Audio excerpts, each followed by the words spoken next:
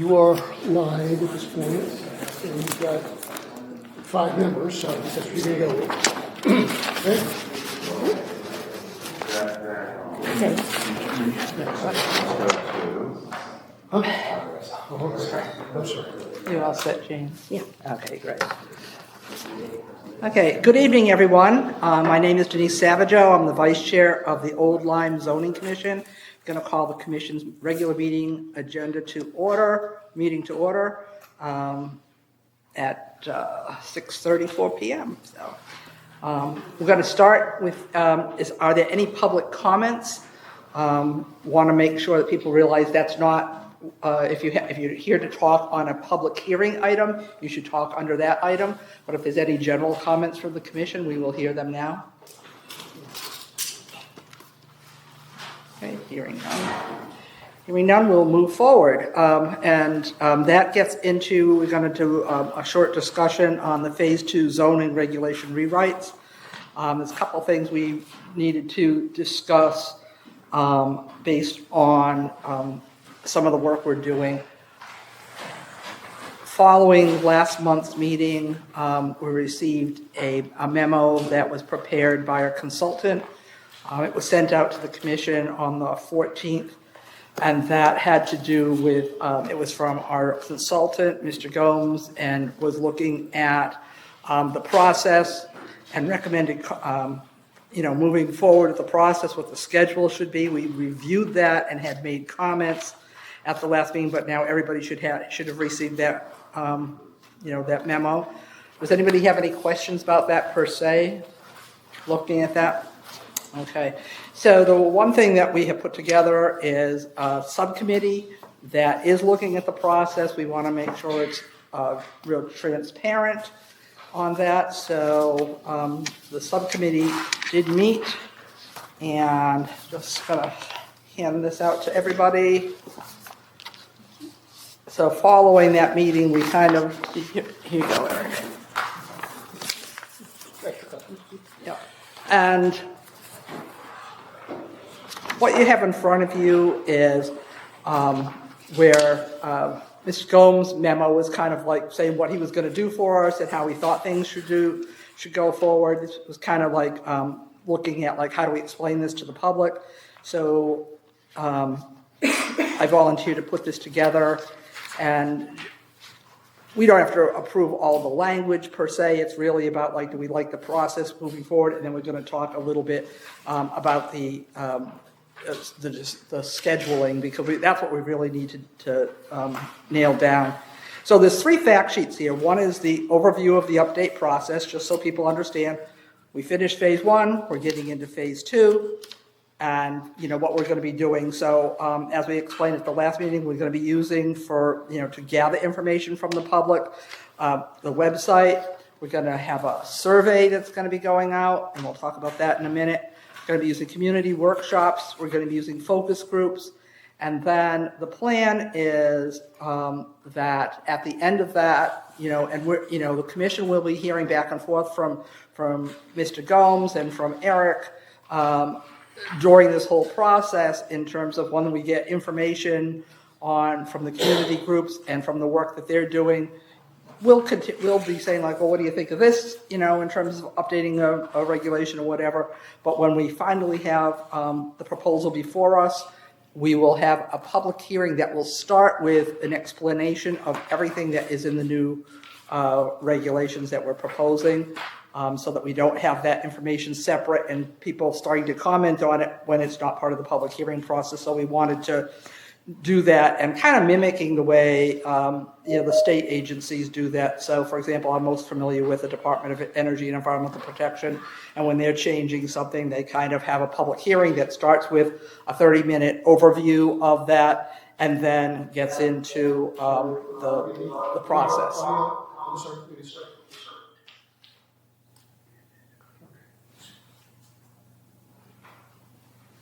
Thank you. Yep, just 1 second. It was technical difficulty. Well, no, I did it someone new who had a microphone on it, so you're getting double microphone. Yeah, there you go.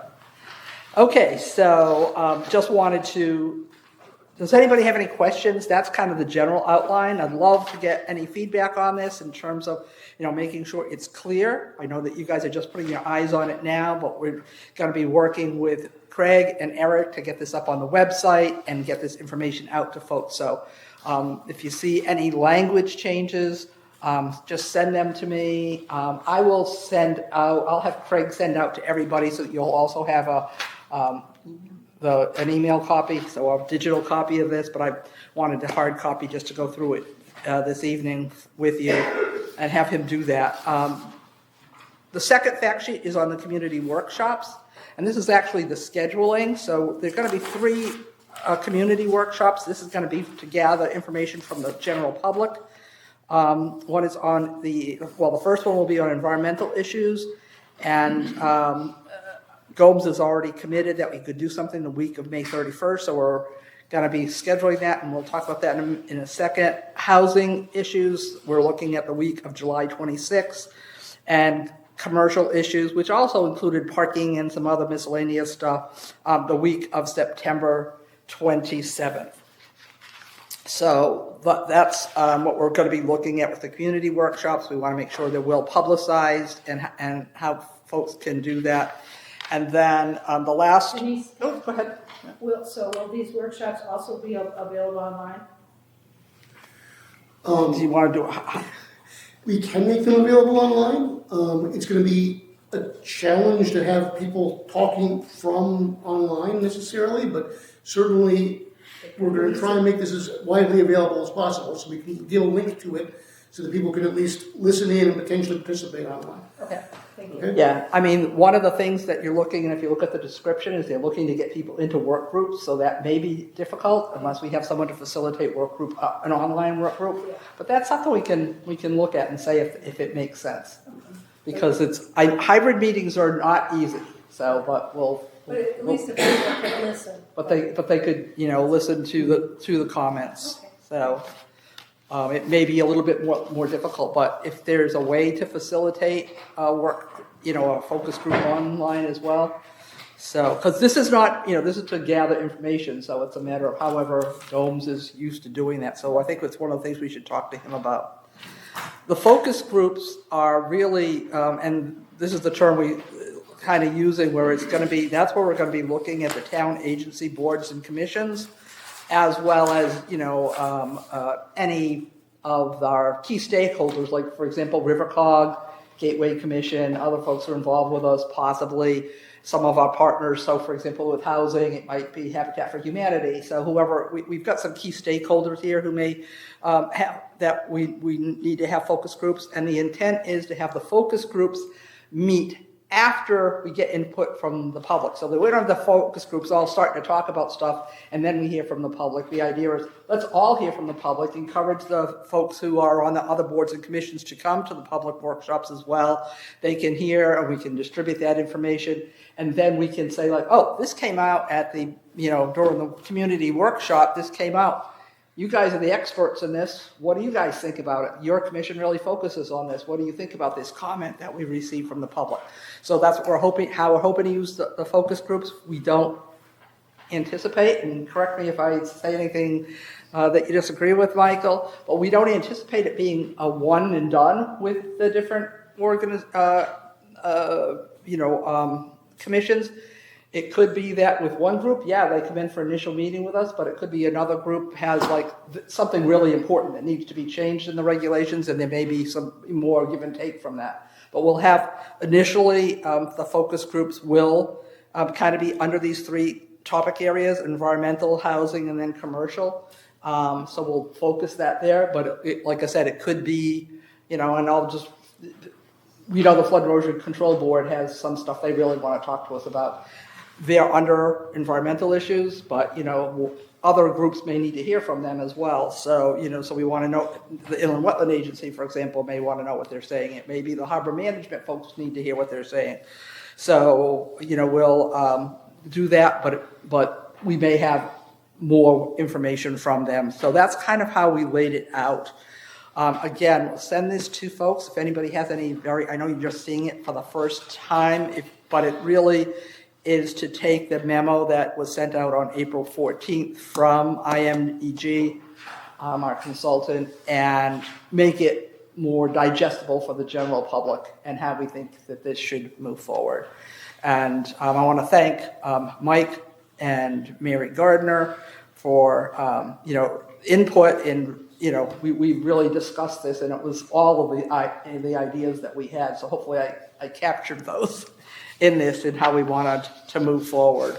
But looking for comments so that we can and any if there are any typos, corrections, things like that. This is really stated not well, but for clarity, it's the idea of clarity. So that's what we're really looking at. Two things we need to take care of today is the survey. Did anybody have a chance to look at the survey online? Yeah. So if you have comments on the survey, we do want the survey to go out fairly quickly because we're going to be having. Yeah. So if you have comments, send those into Eric, and so that we can get that survey out and online. The idea is to get the survey out approximately 2 weeks, and kind of as the kickoff to say we can say, hey, take the survey, and also the first work group on environmental issues is going to happen. So that's where we are. So if you haven't gotten your information on the survey, we need that soon so that they can wrap that up. And then, Can I just ask a Yep. question? yeah, go ahead. And how will the survey be, advertised to the population? How will people know that it's there for them to respond to? Yeah, so that's what we had talked about. You want to talk about that, Eric? Sure. I mean, first of all, it's going to be on the front web page of the town. Second of all, we're going to try and go out to our social media things and say it's there. We're also going to talk to various reporters and hopefully get something in Limelight and CT Examiner. Examiner. There we go. I lost the word there. London Day. Just those sorts of things. We will have it posted here in Town Hall as well. We're going to try and get it over to the library, just so that, again, people are aware of its existence. Obviously, word of mouth is a great way to make it happen. We will try and get it as widely distributed on the sort of online connections we have, and then see where it goes from there. And we will let all the other boards and commissions as well, okay. so that they'll have that as well. And how long will people have to respond to this? We're going to aim to keep it open about 2 weeks, okay, from when we put it out until the date of the meeting. I'll talk to Francisco Gomez about how long is the right amount of time to have it. You don't want it open too long. So probably 10 days to 2 weeks is as much as you probably want to have it open.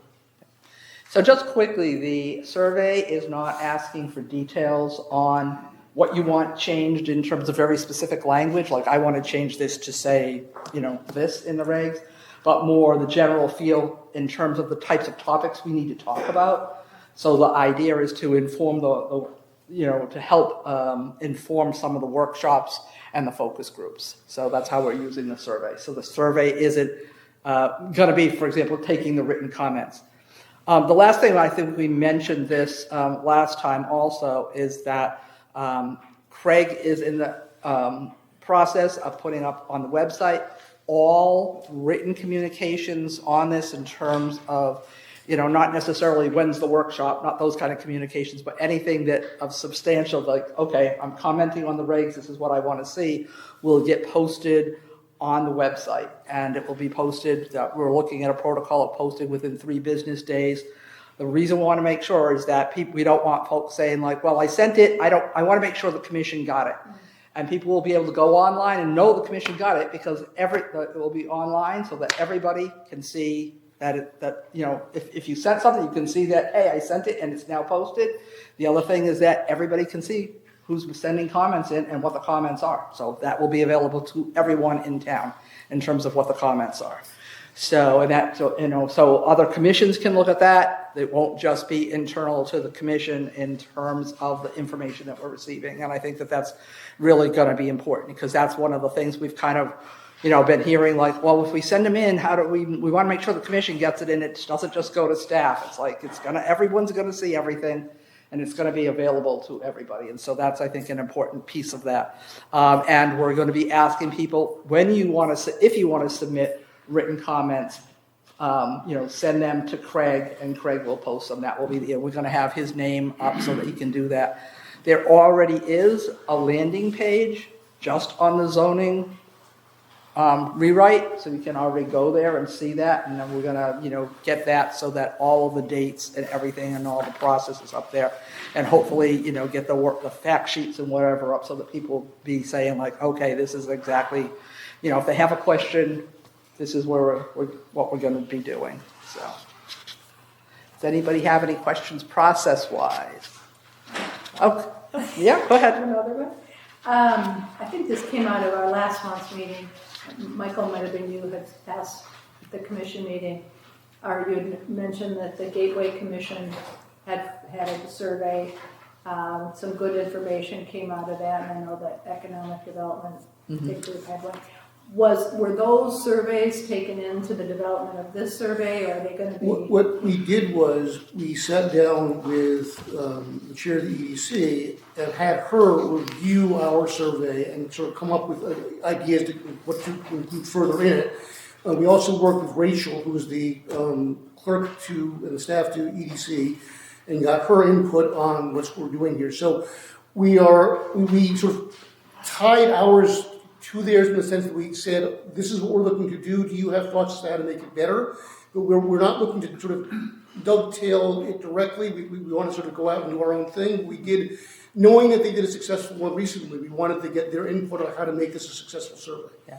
So one thing I think is that if you get back to what Mr. Gomes sent us, he has a thing, one of the things that he'll be working on that isn't about the community outreach is he will be looking at data gathering and discovery, and that will be, does it make sense for him to look at, surveys and whatever, to bring all that information.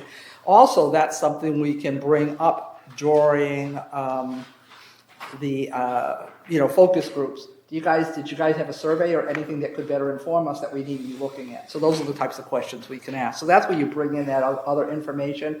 I think it would be difficult. This is a very generalized survey. It's not a survey in terms of, got to meet that criteria for a survey that's like unbiased and all that kind of stuff. It's just, it's a generalized survey kind of to help us. So it's not the way that certain surveys are done in terms of, need to reach a certain number of people and, that. So, any other questions on the survey? I'm watching the time too, so that's why I'm talking fast. So let's talk about the dates. So what we're looking at is having, again, the environmental issues workshop, and we've got a lot of people who have to be at everywhere, and we're not going to get something that everybody can go to, but again, but we do want to hear from the commission in terms of what date might work best. And I think you have a date, two potential dates. Yeah, for the first in talking to Michelle Hayes, who schedules rooms, she said that this room is available either Wednesday or Thursday of the first week of June, which would be, I believe, the 3rd and 4th. So we can have it one or the other of those 2 days. And I have not gotten back to her. I heard from her this afternoon and figured I would take a poll of commission members and see if either the 3rd or 4th was preferred. And again, that's Wednesday and Thursday, right? Wednesday and Thursday. Does anybody have a preference on either of those days?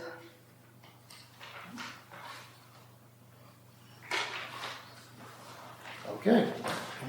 Okay. You guys want in the community on those? Yeah, so I think just check and see if there's any other community things that we need to. Yeah, Michelle mentioned there are meetings that were scheduled for here, but there's small ones that can be relocated to smaller rooms. So we're already kicking people out either of those 2 nights. But I'll see what else is going on those nights there and see what's available.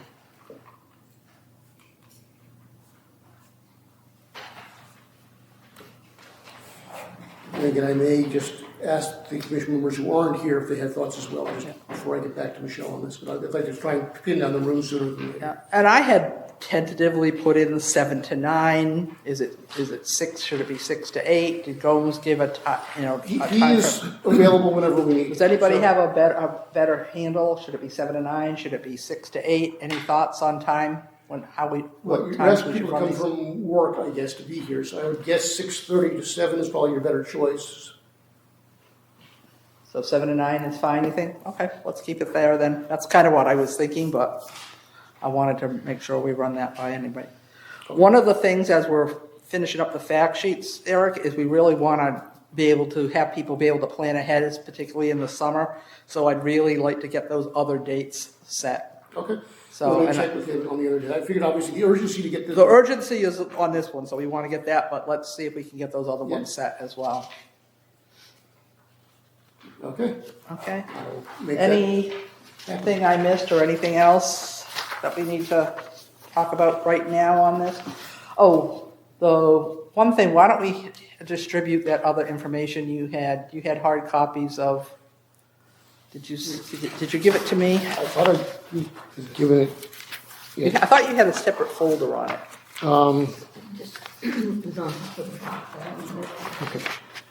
Let me see what I've got. I think you took back the separate folder, but I could be wrong. Anna, you got it? What do you say? He made hard copies if everybody has something he wants, it's homework, so. Oh, the 25-1. Yeah, Okay, that should be on the table there. Hang on. Track down your land. I know it exists. you had the whole folder. Yeah, we had it a minute ago, so there's that control.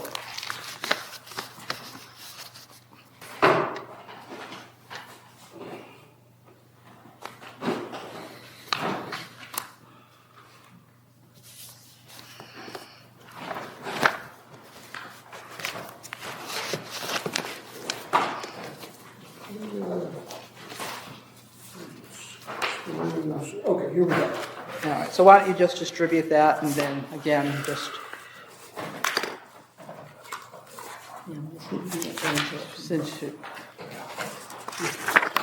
So, this is, just an example of the type of, This is what we emailed today. yeah, so you were emailed that, and he wasn't sure if we were gonna discuss it or not, but I just wanted to talk just quickly. This is a type of discovery and thoughts that Gomes is working on, Mr. Gomes is working on, so,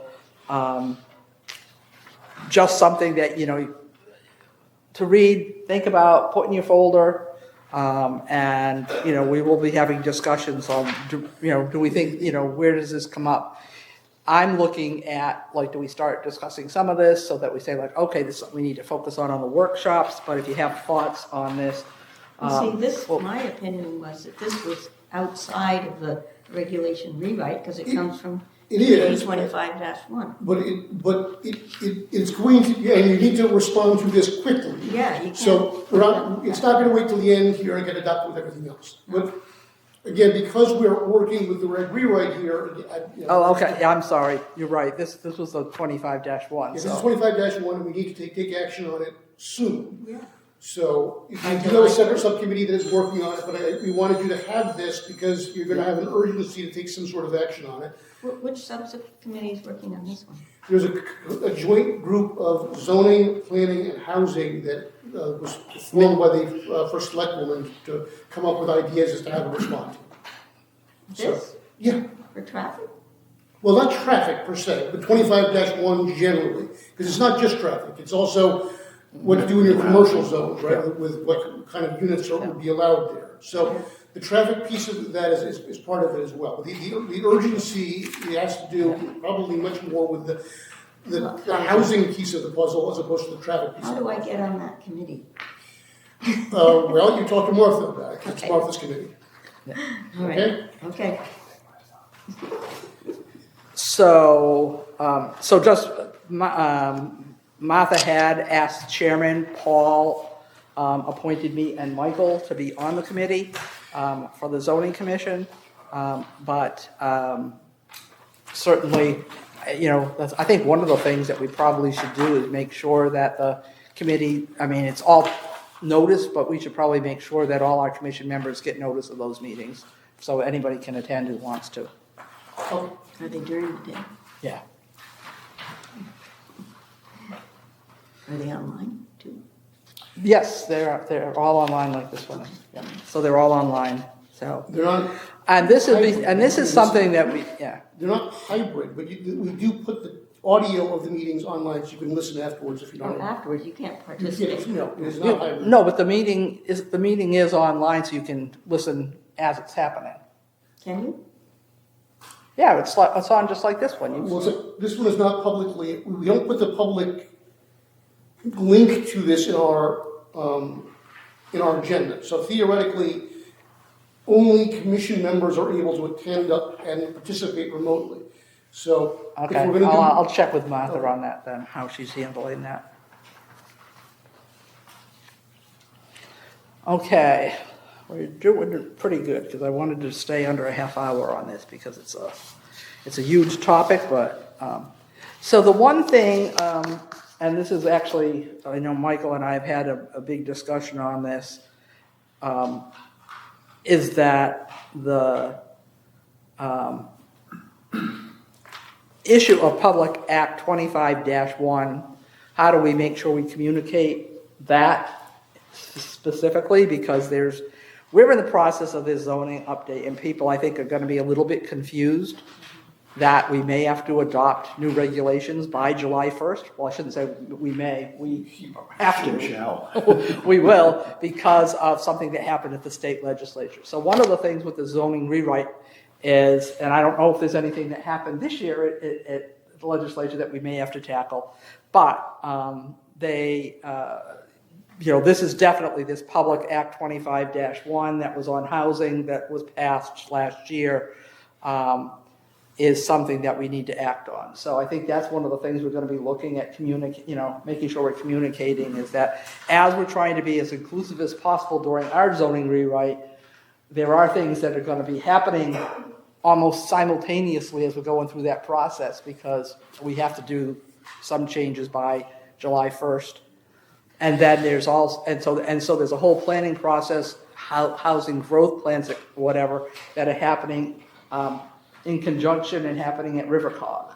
So we're going to try to make sure that we communicate that as well. I didn't take a stab at that yet, but I was actually thinking that as I was talking about this before, I was thinking like that might be fact sheet 4. How does the zoning rewrite deal with changes to legislation that happened during this process, which is where we are. We started the zoning rewrite, and in the middle of it, they changed the zoning regulations at the state, and here we are. So, And the timelines overlap. And the timelines overlap, so it's like, The effect of Public Act 25-1 is going to continue beyond the end of phase 2 and out into 28 yeah, and beyond. So yeah. it's going to be an ongoing. Yeah, we'll be finishing up our rewrite before the housing growth plans are finalized. Yeah. So there may be things that come out of that impact that will impact the zoning. So sounds like job security. I don't know about that. But, okay, so just back One way to, of putting it. yeah. If some of these decisions have to be made, is it July 1st? Yeah. yeah, Okay. And those are So, less decisions. Those are the mandates that are just going to have to be. okay, And IMEG is actually working with Rivercog, and they are through Rivercog, they're providing service to the towns to come up with actually the draft okay. regulations that will meet the requirements. So we're not going to do it ourselves? Well,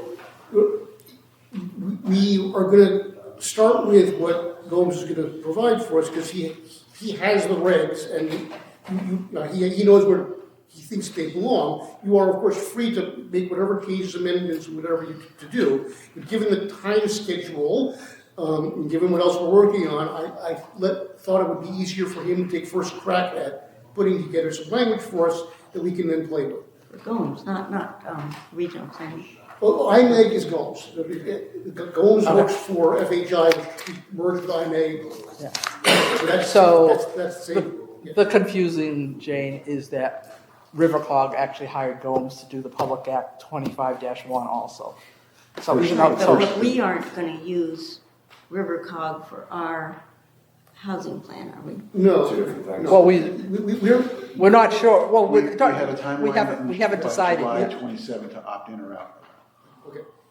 That's a decision for another day. The more urgent decision was Rivercog hired IMEG to go town to town and propose changes to the regs to meet the July 1st deadline. Yep. And since he's already got our regs, he's already just recently revised them, it made sense for us to use his services for Yeah, that. but this one is good, Okay. this one is Okay, good. but whether we use him ultimately for the housing, whether we use Rivercog for the housing plan, ultimately, we'll decide later. We're not deciding that tonight. Yeah. So But we let's- have to decide it before the I 27th. think what I was June, asking, do we have to have a July? special meeting Yeah. um, No, to 2027. make those Oh, decisions, or do you think A year. we'll be able to do that our June meeting? July I 27th.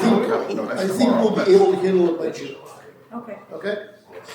okay. So And- is there, so I mean, it's just for planning purposes, if we think we need a good chunk of our June meeting, that should go into effect as our consideration tonight for some things that we don't want to have on the agenda Well, for our June meeting.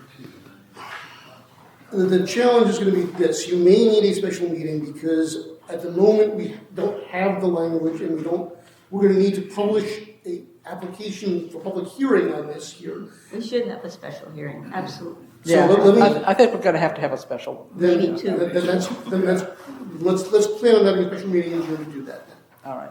Okay. So, just quickly, just looking at that, how long, if we have a public hearing, if we adopt the regs, how long do you need to publish them so they're in effect for July 1st? Well, you theoretically have an appeal period of 15 days. I'm not, Do they actually have to be in effect July 1st? What happens? We don't turn into a pumpkin. no. It's one of No, those, Jane, no. where The if we don't challenge, codify it, the state No, language. that's not what it says.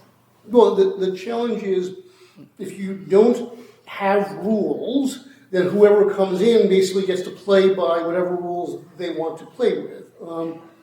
So the goal of adopting the regs is to make sure that no one applies during a period where the statute is in effect, Yeah. but, your regs haven't been put into effect yet. So But aren't there ideally, only just 2 areas where we have to do that? yes. Yeah. Yes. But again, and I don't know the likelihood that anybody's gonna come in during that time period. So Yeah, we if gotta there do is it- a we couple have of to do it days, correctly. We can't just throw anything against the wall to see if it's gonna work. so again, the goal is July 1st, obviously. I need a 15-day window to do that. It has to be in the paper, so theoretically, it would have to be almost immediately after your next month's meeting anyway, to make all the time. That's why I'm asking, so we couldn't wait till the next week, we would have to do it sometime that week, have a special meeting. Can we have a special meeting in May?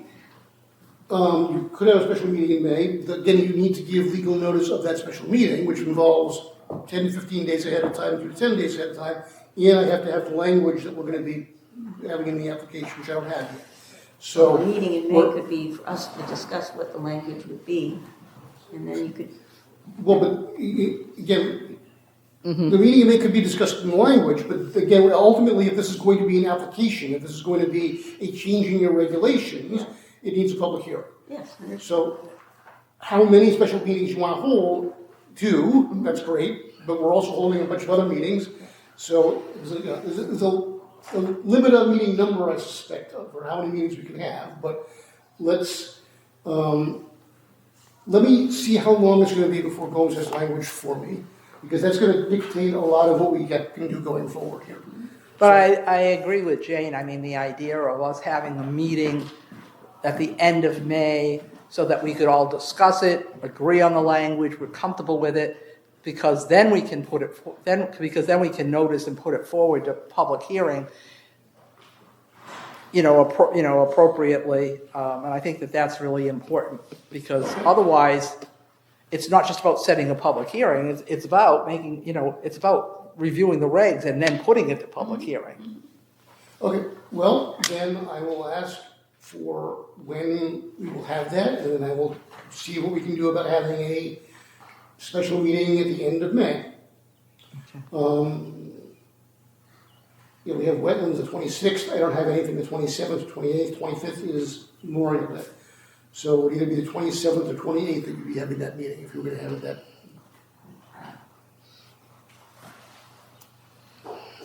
What did you say? May Okay. 27th or 28th. 27th or Wetlands is 28th. meeting the 26th. Okay, So 25th is Memorial Day, you're not gonna have it then. yeah, So that would leave you the last week in May of the 27th or 28th. okay. Yeah, so let's look at that and see if that makes sense.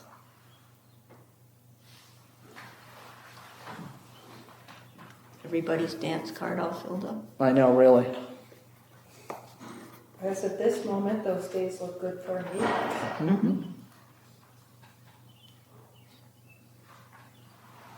How about you, Mike? No worse than any others. Not really. And you? All right, let's see if we can get that, because I think it's, I have to say, I agree with Jane. I was looking at that and how we needed to do that. So we can pick one. It sounds like everybody will at least here, Yeah. which is, what days of the week are The 27th and 28th, that's Wednesday or Thursday. they? Thursday. I do not know who availability, so before you finalize this, I mean, you can say, it looks good to both, both days look good, I will need to check on room availability for either of those dates. Yeah, I think that's what everybody's saying. Okay? yep, sounds good. Anything else about process? So we had two things going on, the process of the big rewrite, but then also the Public Act 25-1 meeting. Okay. Good. And Yeah, the long form and the short form. That's right, that's right. so again, you're gonna have a meeting, special meeting on the 27th, 28th, you're gonna have another special meeting the 3rd and the 4th, you're gonna have a regular meeting on the 8th, and another special meeting sometime later the following week. So Yeah, you're gonna have basically 4 meetings, 4 weeks in a row. Damn, we're good. yep, that's what's gonna happen. Okay, You can't get around the Public Act 25. I mean, I that's, understand. it's like, and we just can't do it all during the regular meetings. It's not gonna happen. And while there are, most of it is pretty prescriptive. for Yeah. July, there's some important options that we're gonna have to Yeah. tune it for us. Agree. So it's worth discussing. Yeah. Okay, we're set with that discussion? Okay, we're gonna open the public hearing. And we're gonna start with case 26-3, special permit application coastal site plan for 77-1 and 77-2 Lime Street. All right, we have two additional exhibits. One is Exhibit J, which is delivered tonight, which is I did a have. response from Marjorie Shansky, a written response to the comments that our zoning enforcement officer made to them. And we have Exhibit K, which is a new set of plans revised for 7/26. Did you say delivered tonight? Pardon? Did you say delivered tonight? Yeah, Okay. yeah. You have more than, yeah. I have enough for everyone. Yeah. Okay, and just for the record, we're gonna seat Jim Quattro as Paul is not here, so we'll just seat him as our, as commission voting member. Okay, Good evening, Madam Chair, members of the commission. I'm Attorney Marjorie Shansky, and I represent Lime Academy Apartments LLC, the applicant. On May 5th, with me this evening is Jim Cassidy, the professional engineer from Hallis, C. Pearson and Cassidy. He spoke to you last month and took you through the development and is here to revisit any additional questions you may have and provide information. In the interim, I, on May 5th, sent a letter that is responsive to Mr. Knapp's memorandum regarding the criteria of section 11.25 of the regulations. And so did Mr. Cassidy. He had his own letter. Both of them were sent in on that day. And I have copies for everyone, if and to the extent you are not holding them. And the conclusion that was drawn and demonstrated through the plans and in our narratives is that the plans do comply with the requirements of section 11.25 and with your special permit criteria, but specifically the criteria of section 11.25. And I know that one of the questions, may I sit? Yeah. Yes. Thank you. I wanted to be eye level with you. One of the questions that emerged last month, I understand, is the issue of, is this phase two? This is phase two of a development that was approved in 2011.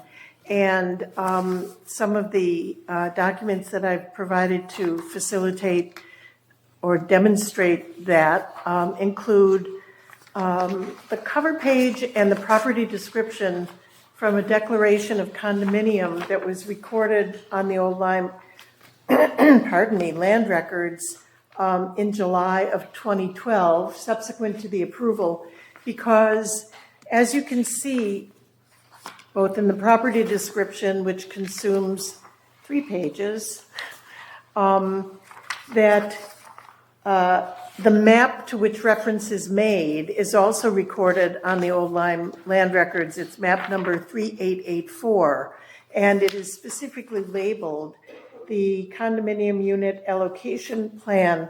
I beg your pardon, something in the air, I think. And it shows that the area, the aggregate area is 1,705,248 plus or minus square feet. And it shows at the time the units that were being developed and approved by this body. And over here are the phase 2 units just shown as, I'm going to call them placeholders for the subsequent phase, the phase 2 that we are here for. This, I apologize, I don't have a copy for everyone, but it is small enough to pass around. And I will also submit for the record these pages from the condominium documents that are in the record. And one additional recorded map contemporaneous with 3889 or 3884 that I've passed in, which is 3875. These are just selective of the plethora of maps that were recorded in connection with the development at that time. And this is the site plan, again, showing the specific units that were being approved in 2011, and then showing over here, just not in shadow, but in, just showing placeholder where the future units would be. Perhaps I'll start this one on this side. Thank you. But they all refer to the aggregate 107 million, et cetera, square feet as being the subject property. And indeed, on 3884 or 3889, it shows the outline of the property description, which is the aggregate parcel. So that should dispose of the question for you in terms of the phasing and the consideration of this application to be the implementation of what was shown in contemplation in 2011 on the maps that are of record.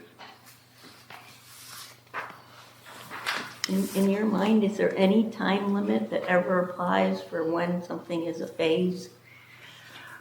I don't know of any. I mean, we're not coming in 50 here years later? suggesting that we have rights to proceed under whatever those regulations were. We're here under, interestingly, the regulations that were in effect at the time they're of the saying. application. So with respect to, is there a time limit? No, I do not believe that there is. Okay. So this map is different than the other map? That map is the same. It's a larger scale or a okay. smaller scale Okay, so that it shows I only just wanted to know if she needed to record it. half of the development as opposed to the entire site plan, which the unit allocation map shows. So they're doing two different things, but they are consistent and they both show the development that was approved and the intention for the future, which we're here to implement through this application. So with that, and though I'm not going anywhere, Mr. Cassidy, thank you. Is this working? No. Can I turn it off? It's not. I'll speak loud. If that works good. I have a case up here. Can everybody see the boards, or do I need to be closer? Okay. Thank you. I was before you 2 months ago, which time I presented the application for phase 2 development of Southwood Commons, on a parcel identified as 77-2 Lime Street here in Omaha, Connecticut. At that meeting, there was some issues brought up about compliance with section 11.25 of the zoning regulations, and you were asking me to go back and ask Eric to look at the plans and confirm that we actually comply with all the requirements of that section. So with that, we went back and we, as Marjorie mentioned, we studied the old approvals, we studied the old plans to find out what actions approved, and then also went through the regulations to make sure we were complying with the regulations. And I'll go through the requirements. I don't want to bore you with 6 pages of it, but I'll try to go through it. I'll be honest, it's only really one thing that changed based upon the review of this regulation. But I'm just going to kind of give you an overview of it. So, in section 1125, special standards for multifamily dwelling, the first criteria that you deal with is that you're not allowed to have more than 24 dwelling units in the overall development. The original phase 1 portion of development was 12 units. Again, we're proposing this time is 2 buildings of 4 for an additional 8 units. So that'd be a total of 20 units. And again, we are looking at this as the overall development. I'm going to flip one page. I actually have kind of a coloring copy of the plan that Marjorie gave you. Just so that we can kind of understand the breakdown of the area. So, excuse me. When we look at the overall site, the overall property that was developed is outlined in red on this. It consisted of about 39.2 acres of property when it was initially brought in for approvals. After the approvals, or part of the approval, as Marjorie mentioned, it was actually kind of named a condominium where there's actually separate condominium units. So I'm just going to give you kind of a breakdown of what those units are. The area you see highlighted in yellow is a driveway that services the property. That's the common element area, providing access not to only our 2 development units, but also to the remaining development unit that's off to the north, which is shown in white in this plan. The area in orange is called Unit Number 2, or Area Number 2. That's the area of Phase 2 of this development that we're looking to develop at this point. The area highlighted in light blue is Phase 1. That's the area of the existing development where they have the 12 units on it. There's another area you see highlighted in green. That's an area of open space that was dedicated as part of the overall development. And I'll get into the numbers a little bit later on in my presentation. But there was a dedication of a significant amount of open space as part of the overall development originally. Could I just ask Marjorie something? Is the outline in red was the area of the condominium? Correct. Okay, Correct. so, and what is the white then? So the white is the remaining, there's 2 other areas, and they're actually owned by Lime Academy, the School of Arts. So they're part of the condo? Yes. Yes. And then the other 2 colored ones are owned by Lime Academy Apartments. So they're just development units that each one have. Again, per section 1125.1, we're not allowed to have more than 24 dwelling units. For the overall development, we're at 20, with the new 8 development units we're putting in. Next section deals is minimum lot area, 1125.2. 1125.2 states that for the first 6 dwelling units, we need to have a minimum lot area of 20,000 square feet per dwelling unit.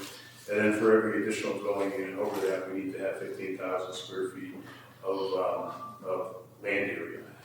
It also goes on to state that the land area per unit cannot include slopes greater than 30%, cannot include wetlands, and cannot include impervious coverage or impervious paving areas.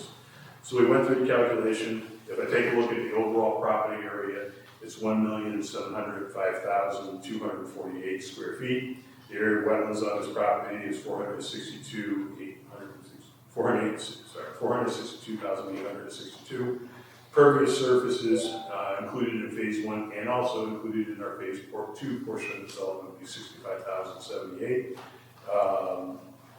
And then the that's the area of existing impervious coverage. Area of proposed impervious coverage should be 27,475, and the area of slopes greater than 30% is 59,985, leaving us a net buildable area of 1,089,848 square feet. Dividing by the 20 units total, it works out to 54,492 square feet per unit. So well over the 20,000 for 6, and also over 15,000 for the remaining 14 units. The next section of the regulation, 1125, deals with basically what it's saying is you cannot have more than one multifamily development unit in one district zone. So we are in multifamily residential district. As we stated, this is phase 2 of the same project. So this is one development, Southwood Commons, all within that district. So we need to comply with that requirement. Comment 1125-4 is general setback requirements, except for roadways covered under section 28.5. Structures, parking, service areas within the multi-development project shall be located within 100 feet of a multi-dwelling project boundary unless multi-dwelling boundary is contiguous to another multifamily development project in another multifamily district. In such, the minimum setback may be or shall be 30 feet. The zoning commission may increase the 100-foot setback requirements where additional setback is required to avoid significant adverse impacts to adjacent properties or when public safety or health. Where conditions exist which affect the subject property and are not generally acceptable to other land in the area, a reduction of the 100-foot setback requirement up to 25 feet may be granted by the commission. No reduction shall be granted if it has a significant adverse impact on adjacent properties or on public health and safety.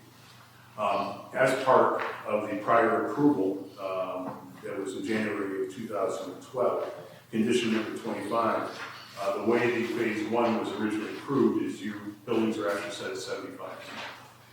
So which buildings are those? So I don't know if you see a bit of a blow of the aerial photo.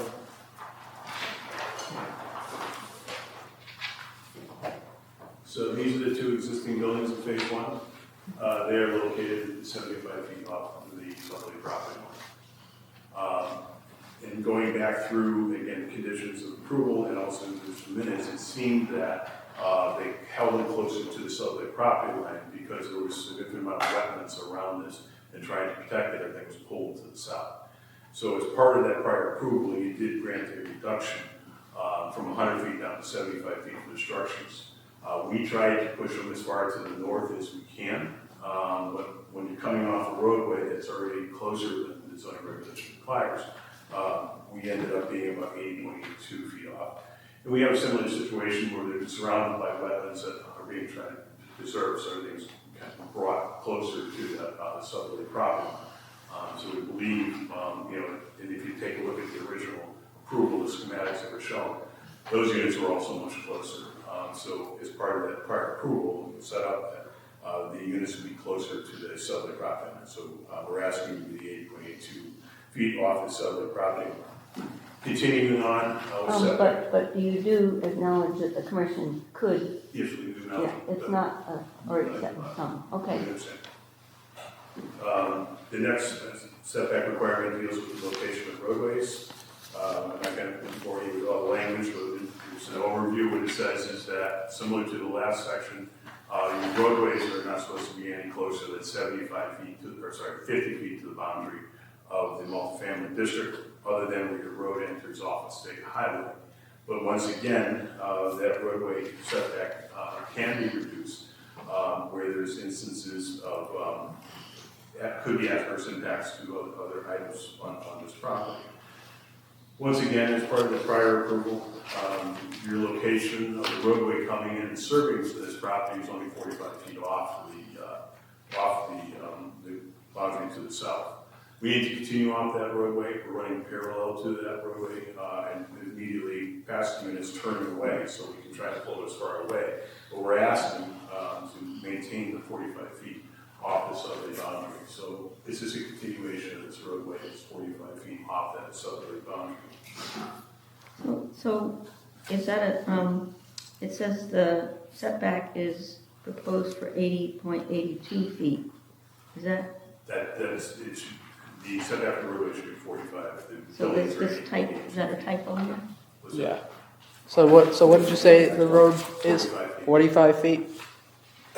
Yes, this one, because he had 80.82 for 11.254, so 11.255 should be 45? 1125.5 should be 45. 45. And again, you're asking for that. Correct. Yeah. It's a continuation of what was previously approved. So continuing on setback requirements, for the purposes of maximizing efficiency of the setbacks specified in section 1128.4, 1128.5, the following shall be met. At least 75 feet of the setback per section 1117, per section 1125. I think I got a typo there, 1125.5. I apologize, I messed up on some of the section numbers when I went to go do this. I realized you just had updated regulations a month before, so I grabbed some old section numbers, but it'd be 1125.5.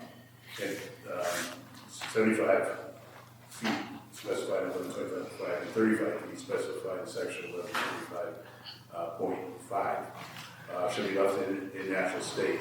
If wood or landscape for visual buffering is not wooded. However, in order to promote healthy forest management, clearing of dead trees, dying trees, and invasives may be promoted.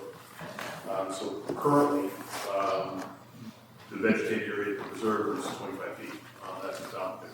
So we're proposing to continue with that roadway. So the vegetated buffer from the roadway of the existing phase one into this would be also at 25 feet.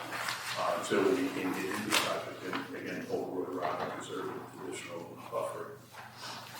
So just quickly, right now it's 25. Is there a way to, it says, shall be left in its natural state if wooded, or landscaped for visual buffering if not wooded. So I'm assuming that extra 10 feet is not wooded.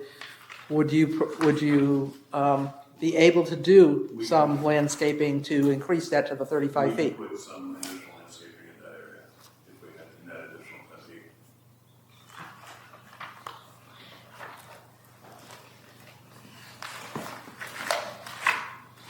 The next section dealing with landscaping is in the event that setback is disturbed during construction, it shall be restored and supplemented with natural screening.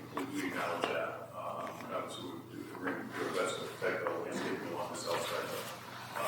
If it's damaged, we acknowledge that it would be replaced. The commission may require submission of a landscape plan which demonstrates the visual impact, protecting on adjacent dwellings as been minimized. Again, what we're trying to do here is protect as much of the existing vegetation as we possibly can. We try to minimize the clearing level that is actually required, but if there is a recommendation, we add some additional landscaping, we could accommodate that also. So could you provide that plan to Eric after the fact? Okay. I'm sorry, Commissioner, what did you ask? If you could apply the landscape plan, if you could supply it to Eric after the fact. Absolutely. He doesn't have one. Election sections 1125-7 minimum floor areas. Each dwelling units and multiple dwellings shall have a minimum floor area for dwelling purposes of 500 square feet for a one bedroom unit plus 120 square feet for each additional bedroom. Such floor areas expressly exclude hallways, stairways, foyers, closets, porches, bathrooms, basements from eligibility to be counted.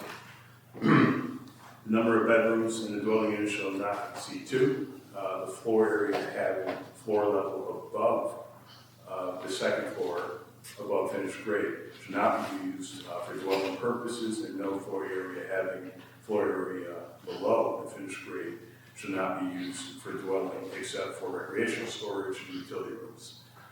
There's building plans. So again, for this development, we're using the same building that was previously built as part of phase one. We went through the analysis to make a determination as to what we have for the dwelling area. Based upon that design, we're looking at a total of 794 square feet per dwelling unit. Based upon the requirement for a two-bedroom unit, we need to have a total of at least 620, so we're going to meet and exceed that requirement. I'll let you know that they are living space on the first floor, and then there is 2 bedrooms on the second floor.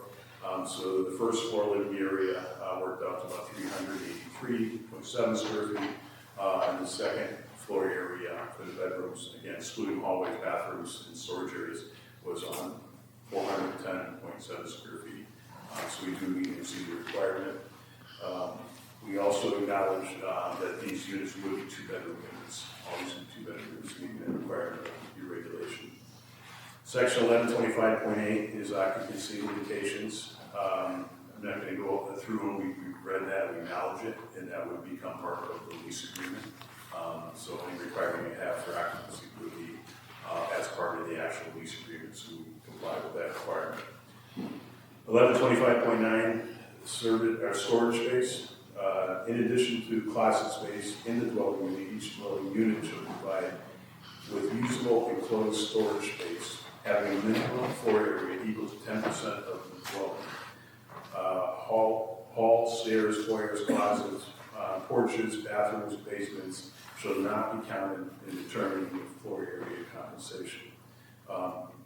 Basically, if you take a look at the units, they're 1,400 square feet.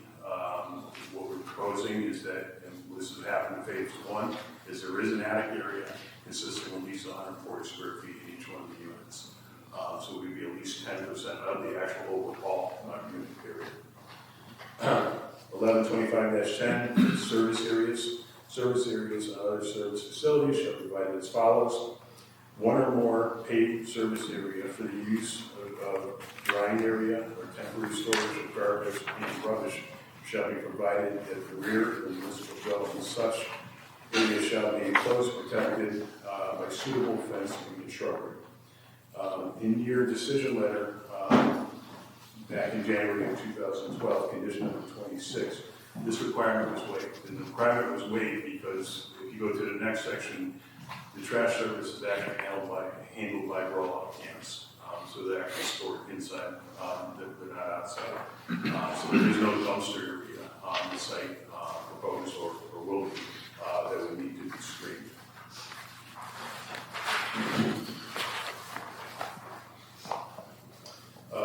Storage of rubbish barrels shall be in 1 or more suitable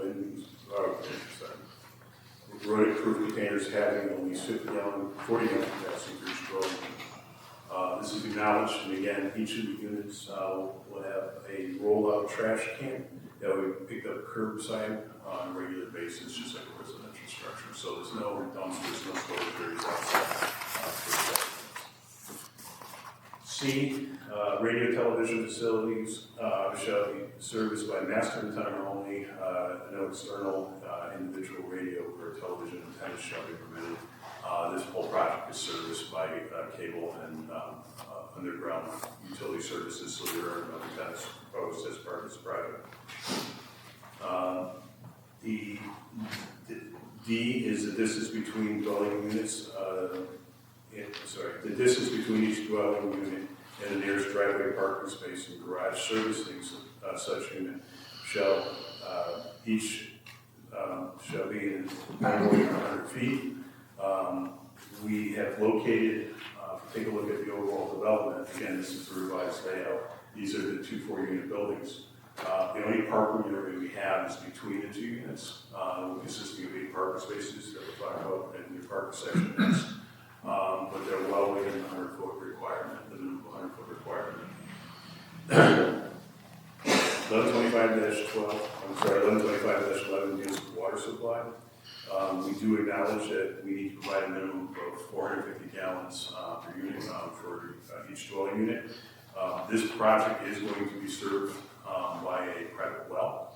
Ultimately, we need to get it approved by the Department of Public Health. Unfortunately, we cannot approve that until we actually have a zoning permit and we go through the process with them 3 steps involved, siting, then we need to actually do drill and testing of the well. So we're not going to be doing drilling and can't prove the yield until such time that we actually have a site plan approved. But we are committing to, just like the last project, that we have a yield of 450 gallons and had it done early prior to starting the building. Because obviously we get that kind of yield and yield. Yeah, could you, I really want to talk about that phasing if we allow for that. Would you do the well first so that you're not going to do any vegetative clearing, any, earth moving or anything until we know that we've got water? If you want to make that a condition, that's what we have to do. Guys. Yeah. Obviously, Because it's like doing all that work and then last minute, and I've actually seen it happen. It's not a pretty thing. When all of a sudden you don't have water after putting the whole house in. And nor we're going to invest a lot of money to start building infrastructure and Yeah. foundations. And It's not gonna is there a reason you can't figure out the well now?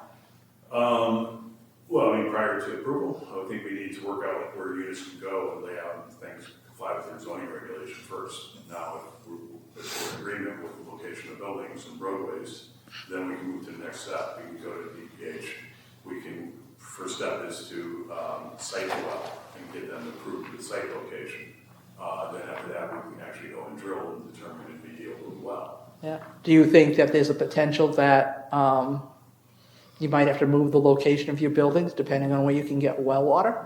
I don't think I have room to move the location of the 2 buildings within the development unit. I think if anything has to move, it's going to be the well. There was no issues with the wells in phase 1. So we're anticipating no issue with these. I know we had a question on that last time because of where it is in that upper corner where you were proposing the well. Yeah, And we it's had very similar if you look at the utility plan. So we're proposing a well up in this southeast corner of the Yeah, property. yeah. It's actually mimics the well that's servicing phase 1. Mm-hmm. It's the same, basically it comes over the property line, it's the same amount. Again, if it doesn't work out here, for some reason DPH doesn't approve it there, then we're probably going to have to talk Yeah. to the joint property for being on site. Yeah.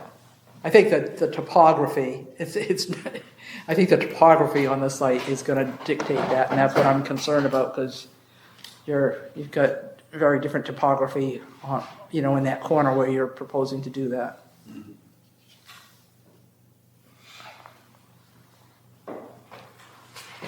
So continuing on with garage spaces, parking lot spaces.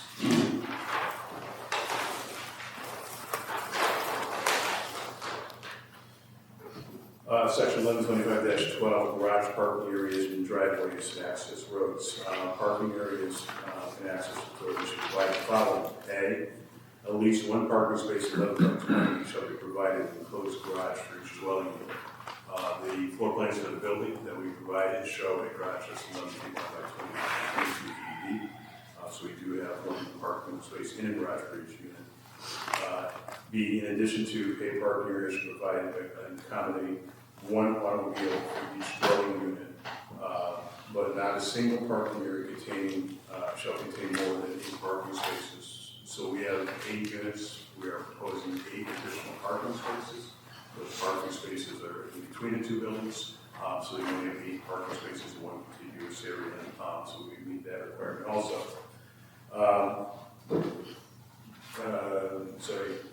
C, one-way driveways for parking areas show a width of not less than 12 feet. Two-way driveways shall have a width of not less than 24 feet. There are no one-way driveways proposed in the development. It's only a two-way driveway. It is proposed with 24 feet.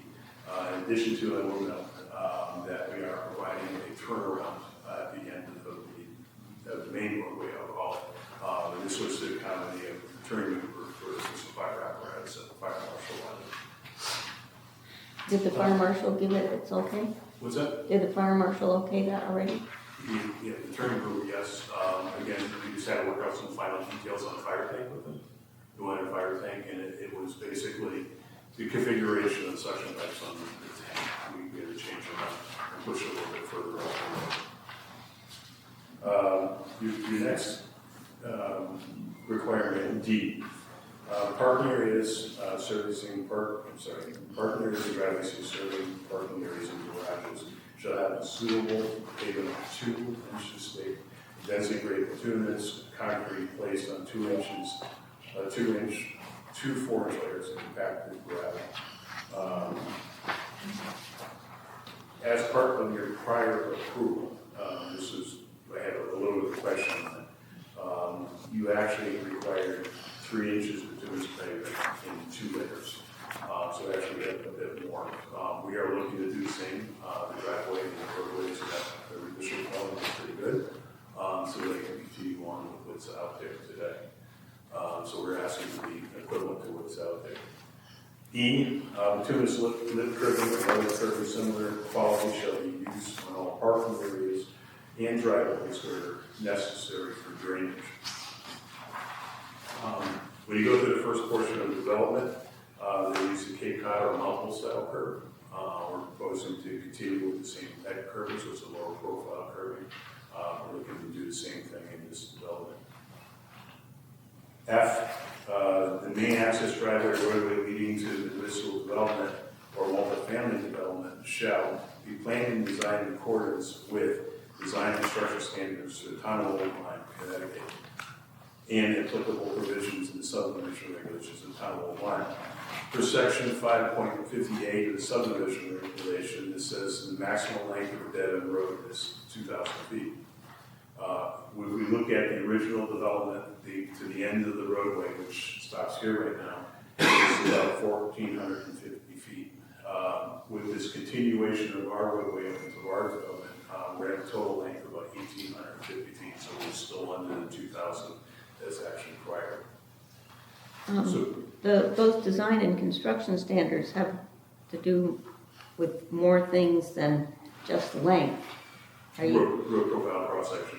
Yeah, so you're going to comply with all of them? Yes, Yeah. And that was one of the reasons we want to stay heavier on the pavement too. Again, the road standards will call for a 3-inch cross section on pavement, so we're setting it more like a road instead. Okay. So the regulation I got hung up on last time was 1125-13. My apologies, I did not pick up on this. It says a minimum distance between multiple family dwelling buildings shall be 60 feet. If you recall, in the previous plan, the 2 buildings were parallel to each other, but they only had a separation distance of 24 feet. We reworked out the footprint, the layout of the overall development. We turned the 2 buildings at an angle to each other, so now they are slightly over 60 feet. They're at 60.5 feet, so we exceeded that requirement. We also had to shift the location of the septic system. It's in a very similar location as was originally proposed, but did get shifted slightly. We also had to change the road configuration slightly to accommodate the new angles of the building. So for maintenance purposes and that type of thing, can we get vehicles to the backs of the buildings? If you need it for maintenance or whatever, can you get to the back of the buildings? I just want to make sure we can get to the back of the buildings Yeah, so we want to go on the back side of it. Yeah. Okay. We'd be able to get equipment, light equipment around it for maintaining, painting, washing the building. We'll work out, walkways and other items as part of the final design. Again, we're working with the footprint of the original building. Okay. Yeah, I just want to make sure that that's, that we maintain that access to the back of the buildings. Because a lot of times people forget about that, so. So the other thing I'll bring up as we talk about the reconfiguration of the building, I think the one item that came up is what are we doing for LID and EMBs? One of the things I took the opportunity with changing the location of the building, and I think it's a question about roof leaders. You'll see on the plans now we have 2 rain gardens at each corner of the building. So all 3 roof leaders discharge to a rain garden. This one, if overflows, will continue off into the woods and eventually into the wetlands area. This one has a air drain at about a foot above the bottom grade, so high level overflows would go into the air drain and then into the drainage system, eventually into our stormwater management area that's at the phase 1 portion of the project. So we did try to incorporate something. Again, that was the one interesting thing I found when I got involved in this project is we take a look at that initial plan that was presented, and then they created the condominium lines on it. there wasn't, I guess there wasn't a lot of consideration for how do you, when those condominium areas, how do you handle stormwater management, how do you handle utilities such as septic systems? So that's what made it kind of challenging. If you look at the original plan, it was 12 units. So I actually had to cut off 4 units to start accommodating septics, accommodating stormwater management areas. It became quite challenging, but we made it work with it, and we have left for a developing unit area. Then 1125-14 is open space. We go back to this original plan. So as I stated, and Marjorie had brought up also, when going through all the conditions of approval and prior minutes to meetings, it seems when they approved it, there was a compensation for open space as part of the project. And when we go through the requirements of the open space, what it's telling me is that we need to basically dedicate 40% of the property as open space in this zone.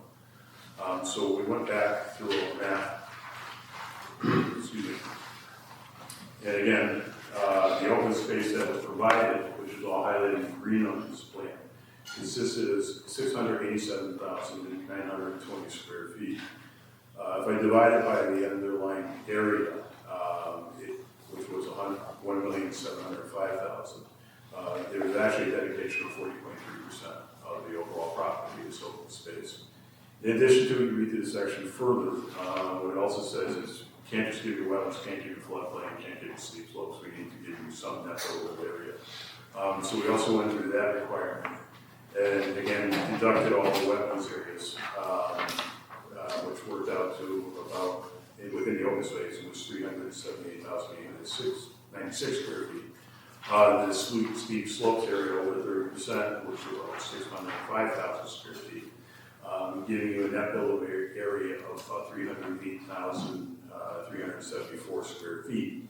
So the percentage of buildable area within the open space worked out about 44.8. Again, the requirement is at least 30% needed to be buildable areas, so we needed to exceed that requirement.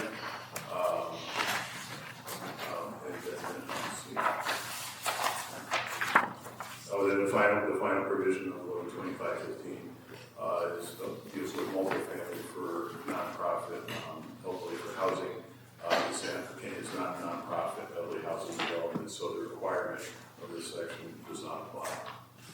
So hopefully that goes kind of try to summarize, keep some time now, it's a good long meeting tonight, but hopefully it kind of summarizes what we found and we do in 1125. The only final thing I'd like to bring up is there was a question brought up at last meeting about site lighting. We are proposing site lighting on the development. We did have our lighting vendor pull together a photometrics plan. What we're looking at doing, if you go to the first development, there are period style fixture on a 12-foot pole. We're proposing to do something similar with this development, other than the lighting fixtures to be newer, dark sky compliant, full cutoff fixtures. The light fixtures are proposed to be located basically along the outside perimeter of the drive. In addition to, there would be some at the corners of the parking lot and then the corners of the driveway to provide safe lighting. We try to keep all the lighting to the rear of the development, away from residents at this point. And as part of this photometric calculation, what we do is take a look at the lighting levels on the overall property based upon the type of fixture being used.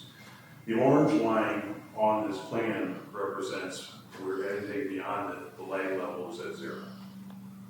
So we try to keep it to pertain it just to the roadway, just light up the roadway, and not having it spray onto the adjoining property. I know that one of the property owners, I think Dr. Miller's here again this evening, had brought up concerns about the lighting fixtures. I represented him last month that I would get out there and take a look at it, and this was as part of phase 1, to see what would be done to correct any problems. I would still do that, to see if there's shields needed. And as part of this project, the one thing I'll point out is if I take a look at the light source, in comparison to the property line from Mr. Miller's, it's about 1,200 feet away. So it's a pretty significant distance through the woods, through another development, and back through the woods again.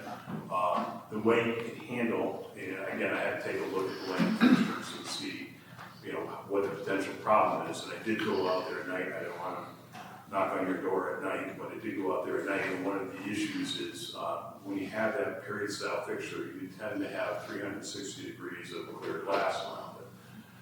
It can be corrected where you don't see the lighting source by putting a solid panel in it on one side, so that prevents light being seen from entering property.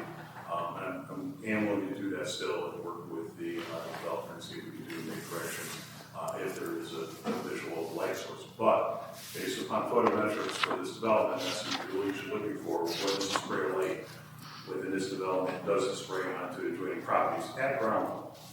If you're looking way through the woods, all across the marsh here, and somebody has a light, I'm probably going to see the light source. I'm going to see a dot of light, but it's not spraying light on this adjoining property. And that's what this plan demonstrates, is that the spray light on the ground would not exceed 0-foot candles beyond that. So the lighting that's between the two buildings on that sort of excess parking area, is it possible that instead of making them 12 feet tall, you could make them 8 feet tall? We can, but what happens is when you go with a shorter light, you need to have more to create a safe lighting level. I think a better option, I think one of the issues is you can see the light source, even if, again, if you look at the woods, you can see the light source. You better off putting a solid panel on the back of it. So are you going to put solid panels on all of these? The side that faces the residence, put a solid panel so you can't see the house. The house can't see it.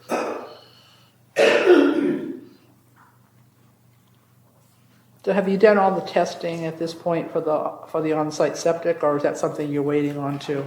So we were working through the logistics of positioning of the buildings, and again, it's a very tight site, so we had to make the septics work. So we have put into the health department. We will need to probably do some confirmatory soil testing. I'll let you know that I have test pits all around the entire perimeter of this. It's just within the actual area. I'm sure on a couple test pits, but that's typical during construction. You have to actually go out and do some additional soil testing. But we designed for the worst case of what we found in the overall area. And the worst case, like is further closer to the wetlands down on the far west side here. So you don't yet have a septic layout plan? Was it? There is We not. have a full set of data. Okay. It's part of the plan package. Okay. They have it laid out for them to do all the testing. So these two areas in green are two individual septic systems, one for each building. Okay. But you're still doing the soil testing on them? Oh, yeah. And I think last time, and forgive me if I'm confusing this with another application, did we ask our engineer to take a look at this? Or has this been- We have not heard back from Jacobson. We sent him the updated plans as well. We still have not heard back. We have not heard back, okay. I was talking to Craig about it at 6 o'clock, and as of 6 o'clock, we still have not heard back. And I have my email open, that hasn't showed up while the meeting's on here, so I have nothing else to offer you on that one. So do you have anything else presentation-wise? I'm also. Is that any other commission members have? We do. The lighting that the neighbor has a concern over, can you point that out on your diagram? So again, I had not had a chance to do it personally. Unfortunately, I didn't get his number last time, and I didn't want to just pop in the middle, not middle of the night, but it was about a little Well, while. where do you think the So my lighting? understanding is phase one. Yes. You can see some lighting in the park lot from phase one. My understanding is that it was cold, got the lighting, and it wasn't done, or there was some modification done, but I apologize, I kind of inherited this project, so I don't know the whole history of the past. Understand. But I'm here to try to correct. Would there be any possibility that when you meet with the neighbor and you Yes, look at the that's right. situation, if it's a lighting fixture that perhaps could be moved, is that, besides putting the panel in, is that something you could do, move that lighting I'd have fixture? to work with the developer. Okay. A lot of times, if I do a photometrics on it, based upon what I see for the lighting location compared to the property line, it's gonna tell me that I don't have to spray a light onto the adjoining property. What I visualize as the issue is that through the woods, you can see the light source. Okay? Through the woods, maybe the seasonality, Right, correct, and then so, in the winter months, yeah, you can see it, so the way to correct that is again, have a solid panel on the side that you can see it from. I think it also has to do with the cars, because the cars were pulling in and parking with their headlights facing him. Okay. So it was more, and they were supposed to have some kind of vegetative obstruction for that, so that wouldn't happen. And I guess that also didn't succeed in some way. Okay, well, I'm sure Mr. Miller can come up Yeah. and explain that a little bit more. Okay. That's something that I have to work on with the applicant. Okay, any other questions from the commission? Will you submit a corrected one of these? Yes. That has the, yeah. Any other questions before we open it up for public hearing? All right, so this is now opened up to public comments from the audience. Is there anyone who wants to speak to this 77-1? I have a question for the Yep. engineer. Jeff Yeah, Miller. come on up and address the commission. And if it's appropriate to ask the question, if he can answer it, but yeah. Jeffrey Miller, I'm at 81 Lime Street, I'm a budding property owner. My question is, I heard a statement when the water supply was being discussed. It was brought up that, well, what if you don't have water? It's a good idea to find out ahead of time. And one of the comments was, well, if we don't have it, we can speak to adjacent property owners. So was that a suggestion that they would tie into our well system? And what if that's the only opportunity? Yeah. Who are the adjacent property owners? I'm one of them. So that is what I heard, was that they would speak to the property owners. Yeah. Would you like to address Yeah, that? so it would not be your property. Again, there's a large portion owned by the school. That was part of this development. So it'd be within the same development area. Okay. But But there it was is- just a different there is property owner within the Different development. unit owner, I should have clarified. Yeah. Different unit owner within the development, if we had to move it. We're not looking to go on school property, we're not looking to go on your property Yeah. for well source. Okay. So, and we're looking, you know, we're gonna definitely discuss that more in terms of that water supply, because it's something we need to pay attention to, so. Any other? Thank you. You're welcome. Any other questions? It's not really a question, but could we get a copy of the shaded plan? Sure. Yeah.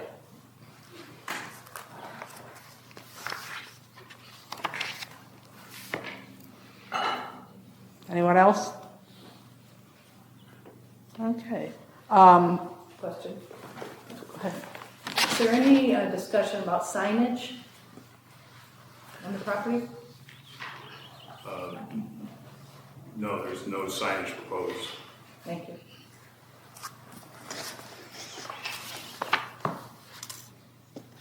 Okay, so do we want to deliberate now, or do we want to close the public hearing and then go through all the public hearings? And we do it both ways, so Yeah. which way would we want to do Let's close it and then. Then go back? deliberate, yeah. Okay. That's- All right, yeah, okay, so I'll close the public hearing. I'll make a motion, close it. Second? Any discussion? All in favor? Aye. Okay, public hearing is closed. Thank you.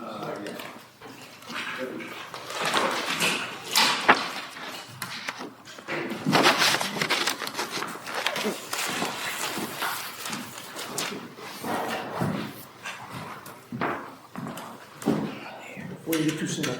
Are you deliberating now or are you deliberating later? Yeah, do you want to deliberate? Later. Yeah, Later. later, yeah. We're good. All right, so, next public hearing, 2611C, special permit application coastal site plan for 18 Old Shore Road.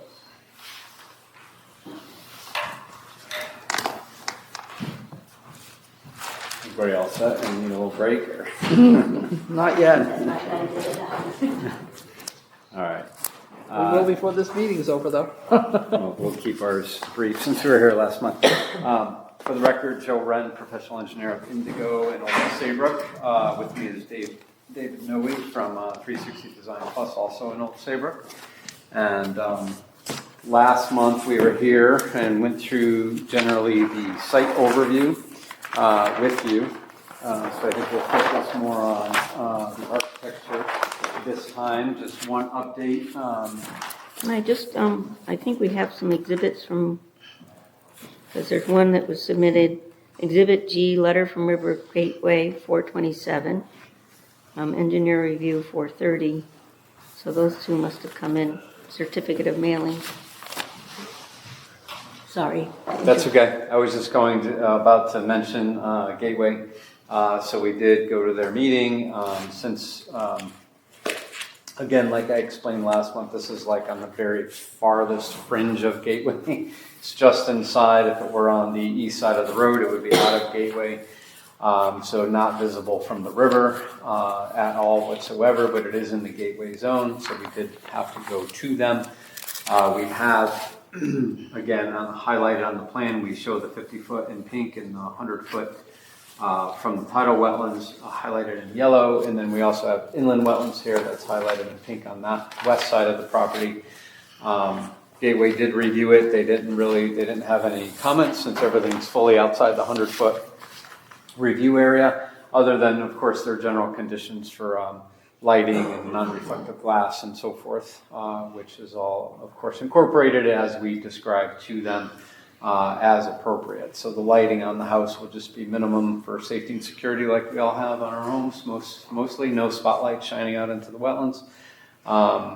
And the reason why we're here, of course, is because the house's total gross floor area exceeds the 4,000 square feet, so it requires a special permit for us to go to Gateway and to come speak to you as well. And could you just show us where the addition is again, so everybody's... Well, this one is a brand new house. Oh, okay. This is a vacant lot and a brand new house on this one. The other one that I'm doing Oh, I'm sorry, tonight I had additions. jumped down. Yep, it's okay. The architect is here for that one as well. But this is a brand new house on a vacant lot. Okay, so with that, So can I just, Sure. so we don't have to talk about this, so Gateway did say, they recommended downward facing, full cutoff, dark sky compliant, and limited for safety and security, so you're committing to that? yes, And the that's the standard. non-reflective glass will be used in windows? Yes, those are standard conditions for Gateway. Usually the non-reflective glass is the glass that's facing the source or the marsh. So the back side of the house for that. So you're doing the back side, not the whole house then? The whole house will be anti-reflective, yeah. Non-reflective glass. Non-reflective. Oh, Okay, thank so you. that's even better, but typically Gateway just asks for the marsh areas, or if the river side is on that side, because they see the reflection of the river in the marshes in the glass, and they think they can just keep flying fruit. On the front side, they don't have that reflection, but in this case, it's all non-reflective. So Okay, thank you. And as Joe had stated, the dark skylights will be consistent throughout the property. Yeah, so this is a new constructed house, 4.5 bedrooms, 2-car garage. So, yeah, it's typical coastal design. We'll kind of go through the aesthetics of it.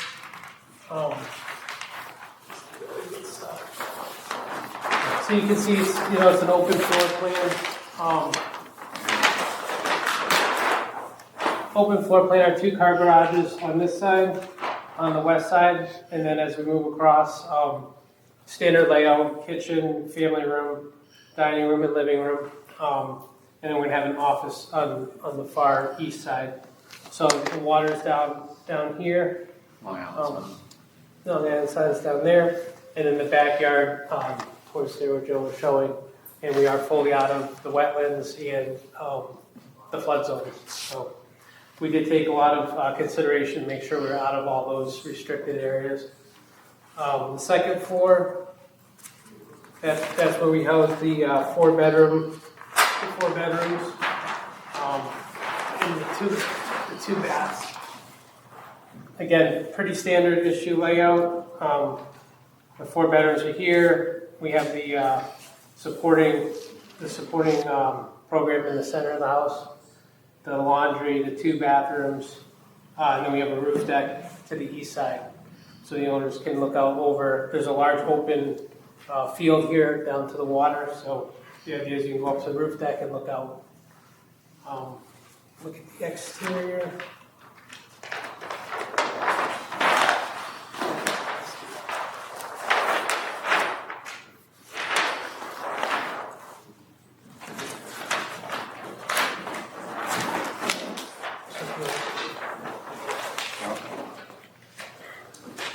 This is the front facade facing Old Shore Road, and then this is the roof deck here.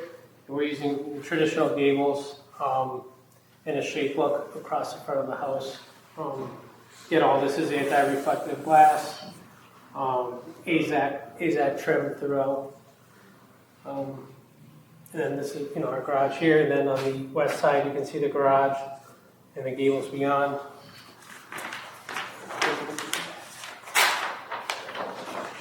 And this is the rear of the home.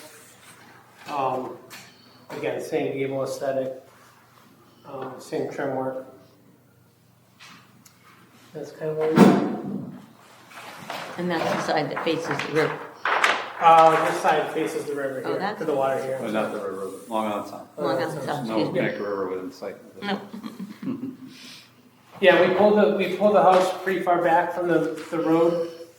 So we're how far back from each other? 75 feet, I think. From the property line itself, it's like nearly 60 feet, and then even further to the road. Yeah.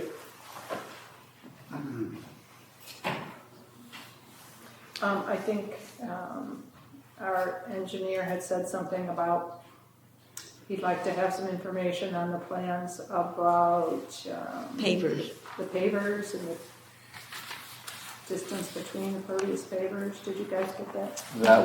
That detail was provided to them, but it's a moot point because we had all the impervious surfaces go to the 2 dry wells on the plan. But we did for the patio so the driveway is paved, the sidewalk and the patio are pavers. We did send them a detail of the impervious pavers. Do we need to accommodate that, Eric, in some way that shows that our engineer was responded to that question? I don't know, if they've responded to it, then they've responded to it. I think we're okay with it at that point. If I hear anything further from Jacobson, I'll let you know, but I mean, I think at this point, Because we don't see it, we just had the April 30th. Again, it's a moot point, even if they were not. We did some detail and they are pervious, and we have that called out on the plan, but even if it wasn't, there's enough dry well on here to accommodate for all the impervious surfaces, more than what DEP requires.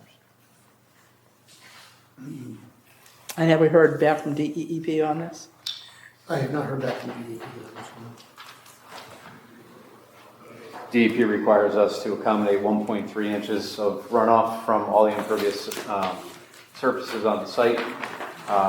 And the 2 dry wells that we have accommodate more than 1.5 inches, or more than what they require. And where's the well located, the water supply well? Water supply well is here with the 75-foot radius around it. Okay. And then the septic system and the septic tank are down here outside of that radius, of course.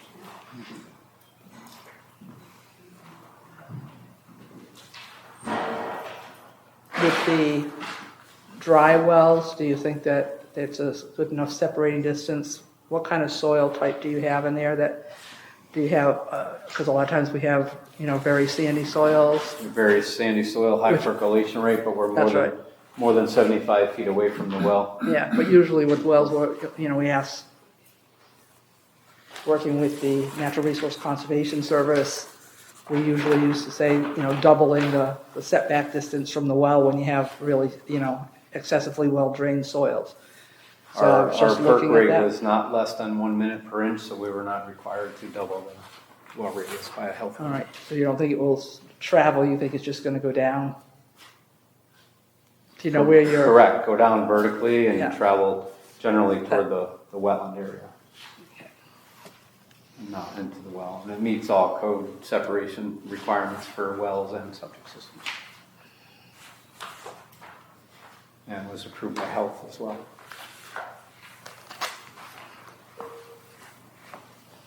Does anybody have any other questions? Thank you for addressing it. Thank you. You're welcome. All right. Do you have anything else you need to share with us? Otherwise, I'll call for the public. The CAM piece of the puzzle here, we talked about that as part of. We didn't, you said, Well, that's what I Oh, I'm asked sorry, you. yeah. I asked you if you got. I have not heard back from Deep at this point. That's- Does anybody else have any questions about, as a CAM application? We talked about pervious, we talked about stormwater, we talked about we're higher than the 1.3 inches retained on site, so I think we covered all those. We're not in flood zone, we covered all the CAM triggers. Okay. I apologize. Any other questions? no, I Yep, just so was I don't- concerned we didn't have our deep well. No, Yeah. I'm sorry. It is what it, yeah. I don't know. They've expanded that and they can't keep up with it. So we see a lot of these that are not within 100 feet of resources, not coming back from the DEP. If you read their regulation, it generally says projects in flood zones within the coastal zone. So I think they're focusing on the ones that are in flood zones. And then all the excess ones that they're getting that are like this, that are away from everything and not in flood zones, are just not, they just don't have the capacity to respond to them. So. And that is one of the reasons that we have to make sure that you meet the stormwater conditions and the stormwater permits, because so that you don't have to go to DEP for your stormwater permit. If we don't issue and say that we're not handling that, then and we don't have a stormwater management plan, officially it would have to go to DEP for stormwater management. Yeah, And if you don't want to do there was that. a certain amount of disturbance on the site, which these smaller residential projects are usually under the 1 acre, 1 to 5 acre disturbance, so. But that's what I'm saying. Right. They defer under 5 acres to us. But if we don't do it, then it's not deferred to local. Understood, but we still, whether it goes to DEP or not, we still incorporate all their mandates from their manuals into the site plans. So now you're Okay. moving on to 15 Smith. Well, gotta ask for the public comment. You seem to have new picture up. Yeah, so like to, is there any public comment, as this is the public hearing on 26-11C, 18 Old Shore Road? Anything from the public? I really can't see the public here. Yep, come on up and thank you. Plans on file with the town? Yes, I have not seen them, I'm a resident on Button Ball Road. I'm just curious, does the driveway exit on Button Ball or Old Shore Road? Exits on. It's not that one. Go back to the site plan, exits on Old Shore Road. The exits to the south, not the east. So the driveway comes out here, past that triangular rear. Okay, so right at the bend of Old Shore Road? Coming down Button Ball, go past the triangle, the triangle island. Okay. Past that about 80 feet or so, and that's what the driveway is, right in the corner, as far as west as we can get it. I have a lot of cousins in the neighborhood. I just didn't realize I grabbed your exhibit there. Sorry about that. Got it in my pile. Any other comments? I have a quick question, Eric. Do we have a notification for when we're having a public hearing that the neighbors get notified? They're supposed to come back to us with certificates of mailing, so I believe in the file. That's what I'm saying, we should have that. You should have certificates of mailing in the file. We sent out all the mailings out and the proof of. They came Okay, this time. just wanted to double check on that. So we do have, Jane says we have it listed as an exhibit there. Certificate of Yep. mailings come, but I I just wanted, don't see since we them. had somebody They're asking, over there. the neighbors, I just wanted to. So it was mailed. I can learn how to read a certificate of mailing. Look at the postmark up on the upper right now. Yeah, but you can't read it. It's like 5-1, doesn't it? I think I remember that date. 5/1, yep, they were sent out on 5/1. Okay, sounds good. Anyone else comment public hearing? All right. Can I have a motion to close the public hearing? Second, Any further discussion? All in favor of closing the public hearing, say aye. aye. Opposed? Any abstentions? Okay, public hearing is closed, and we'll take that up after as well. Okay, 26-12C, special permit, 15 Smith Neck Road.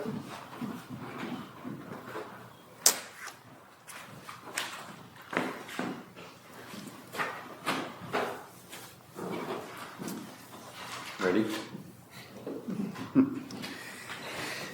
Again, for the record, Joe Wren, professional engineer of Indigo in Old Saybrook. This one, as you had mentioned, 15 Smith's Neck Road in Old Lyme, the Galante residence. Again, we were here last month. Similar to the last one, the mailings went on the same day, on the 1st, certificate of mailing to notify for the special permit. And similar to the last one, again, the reason why we're in front of you is A, for coastal area management, and also for special permit, or special exception, since we are more than 4,000 square feet within the gateway zone. If you recall this from last month, north is straight up on the page, so you can see the green line highlighted here on the west side. Rick Staub from Point One Architects will go through some renderings that were submitted into your record previously, which shows the house has a nice tree background from the river, and from the marshes are so extensive in this area. From the navigable portions of the river, it looks very, very small and kind of mundane because of the tree background. There's hundreds of feet of meadow in front of this, and then tidal wetlands, plenty distance before you get to the actual navigable portion of the river. So the house is here, there is an underground septic system there, and then we have the meadow with some sparse trees and some trees along this side. Last month we did talk about this very nice mature hedge that comes down and screens the driveway on the right side. Rick will get into that, but those plantings are going to be replanted since the house is there over in that area to cover that gap. Again, we went to Gateway for this one as well. Similar comments about the non-reflective glass, so Rick will talk about that, and also the lighting. They're the same standard comments. We're not adding any fill or doing any grading to the site. On the plan, it shows these 4 pink areas. So the largest addition is a 1-story addition, and it's on that northwest corner of the house. These 2 smaller interior ones are existing covered porches that are just being infilled. And then this southeast corner addition here also is a 1-floor addition with a screen porch, and Rick will show you that a little bit closer. We also have 2 other buildings on the site. There's a garage, or I should say 3, because there's a small shed here too, but a garage and then a carriage house. And the carriage house is served by the same septic system on that west side of the house. The distance from the marsh, or the tidal marsh here, this is the 100-foot buffer line that's highlighted in green, and then this note over here says we still have about another 190 feet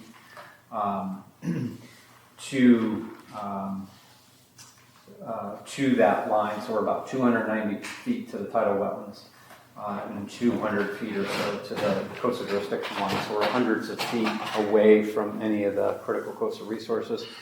Plenty of opportunity for infiltration on the site prior to getting to any critical coastal resource. We're way below the allowable coverage on the site. We're allowed total ground coverage of 30%. We're only at 3.8.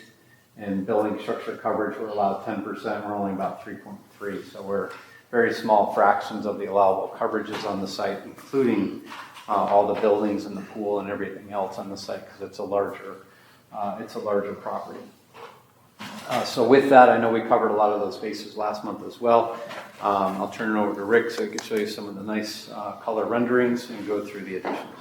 Can I just ask a question before we go to the nice colored pictures? Is there anything that was required because of the flood zone that you're in that we should discuss? We're way above the flood zone here. We're not in the flood zone. There's flood zone on the property, but we're way, way above the flood zone. This is your application, FEMA AE 11 flood zone. Yeah, because it's on the property, but the house is not in it. Okay. So the property is very large, and the low end of the property on the west side of the river is in it. The marshes are in it along the tidal wetlands, but the house is up at elevation. You just said 80-12. The house is up at elevation. Get a better look at that. We're over 20. yeah, elevation 20, elevation 22 around the house, or 10 feet above that elevation 12 flood. Thank you. That's the first question I always ask as well, the flood zone issue thing, because that's the nightmare thing.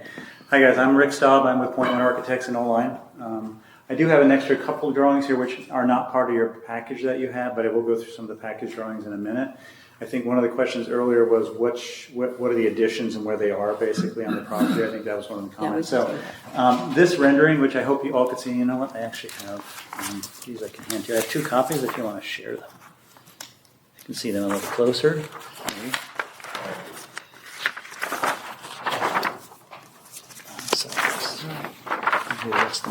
So this is the view from the southwest. So Joe, on your site plan, that's basically looking from, sorry, I'm going to point over here.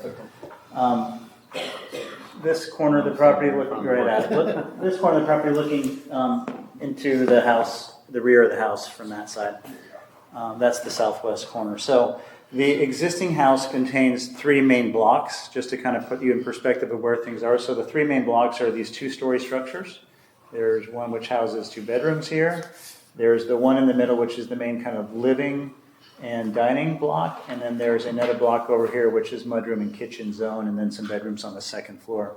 So the 4 small additions that we're doing, one is larger than the others. One addition on the northwest corner, is the primary suite closet and bathroom addition, 1-story structure. And Joe mentioned the idea of the hedgerow that has to get removed in order to kind of accommodate that. That hedgerow has been relocated on the site. They're actually, it's kind of a process doing that, so they've actually started with some of that information doing that right now. Kind of thinking about how they're going to get that done. The second addition happens to be underneath the covered porch here. It just extends a portion of the living room underneath that covered porch. And then there's another 3rd addition, which is under this portion of the covered porch, which is the kitchen addition that's happening here. And then, as Joe mentioned, the other really addition to the footprint is the screen porch component over here, which is again a 1-story building. You can actually see that the roof pitch on here is really shallow, so it's a very maybe about 12 feet tall from the lowest grade to the highest point there. And then the addition over here has a little steeper grade pitch roof, and it gets at about, I think, 15 feet or something like that over there. So I'm looking at your drawing there, and I'm looking at the aerial photo, and I'm looking at this. Could you tell me what that circular area is there? That's this patio right here. There's a terrace with a low stone wall. All outdoor space. Okay, so that curve right there. So that comes out there. Is there any willingness to plant a tree or a shrub somewhere in that big green area? We got a lot of plantings coming around the foundation wall there, and some shrubs there. That stick up a little bit, as opposed to a few inches. Well, when the homeowner bought there was no trees there, so he didn't buy that tree. I understand, but that's the purpose of our review. I understand. Yeah. I can give you an idea of what we're talking about with what we presented to Gateway, which talks about trees a little bit. I think it's good that the architecture is all broken up. That makes it a whole lot different than some of the other ones. Yeah. Because it doesn't give that mass look with glass and light all. Yeah, 1-story coming up. additions help out. It looks much better, but I just wondered about, one or two maybe? Can I do one thing? Yeah, from those renderings from the river. Yeah, those but I also want to show, different visions, there's a really beautiful tree right here. Uh-huh. So it's not being seen in any of these renderings here, but there is a really beautiful oak tree out there on the bluff. So you guys, I think, have a copy of what was given to Gateway in your submission. I hope, but if not, I'm going to present this to you and kind of go through it with you. Yeah, I if don't that's think okay. we do, so maybe if you So Gateway doesn't share that with you? No. Okay. And go ahead. Okay. So this is what we submitted to Gateway as part of the review. Should we wait for the color copies and see them? This is the view from actually the Connecticut River. We took our drone and we flew it out there. That's about 5,000 feet away. So when that Connecticut River starts, that's the view in the house. If you want to kind of see it way down there in the future where the arrow is, that's where it is. As we fly in closer, we get to about 2,500 feet, and we're still over the water. It's not necessarily technically the Connecticut River at this point. There's some other, I think it's called Black River. Back River, yeah. So that's 2,500 feet away. Still nowhere near the proper, seeing anything really clearly there yet. And this is where I think you can start to see some of the trees that are here that help us. So this was the 1,000-foot, and we're just starting to get to marshland, basically. And if you look, there's the tree, if I can see it properly here. This oak tree right here is consistent in front of the home itself, and that existing profile of trees has been there for I don't know how many years, but at least 20. So that's that imagery. And then this actually gives you the better view of that tree from coming up. You see that tree in the foreground. So I can show you guys. Yeah, down Gateway here. also looks at the background too, so Yeah. it has a background frame of trees. It kind of blends in with the natural landscape. Oh, is that with the additions or not with the additions? So I'm going to get to the next piece of this for you. So the next piece shows you the same photograph with where the additions are going relative to the house. So those little white blocks are where the additions are going. The one on your left is the north addition, and the one on the right is the screen porch lower piece. And zooming in a little closer, there is the north addition. And then the ones that don't really matter so much, this is just the height over here, 19 feet to that roof. Porch infills, which I don't think you're good with that. And then this is the south addition kind of falling in there on that side. So can we stop on that You can picture right stop on, there? oh, stop right there, yes. Look at that picture and tell me how that reflects what that circle is on that map. That's a new circle. That's a new terrace that's happening. That's what I asked. Yeah, it's a new terrace that's happening. So there's an existing terrace there that's being reconfigured, which is basically over this area. Joe has a line of where that Okay. happens there, and it's getting reconfigured to Okay. accommodate how the addition. So you're putting additions on, but then you're also doing the terrace. There's a You're doing- reconfiguration of the terrace, correct. Okay. And all the numbers that Joe has calculated include all that stuff. Okay. Yep.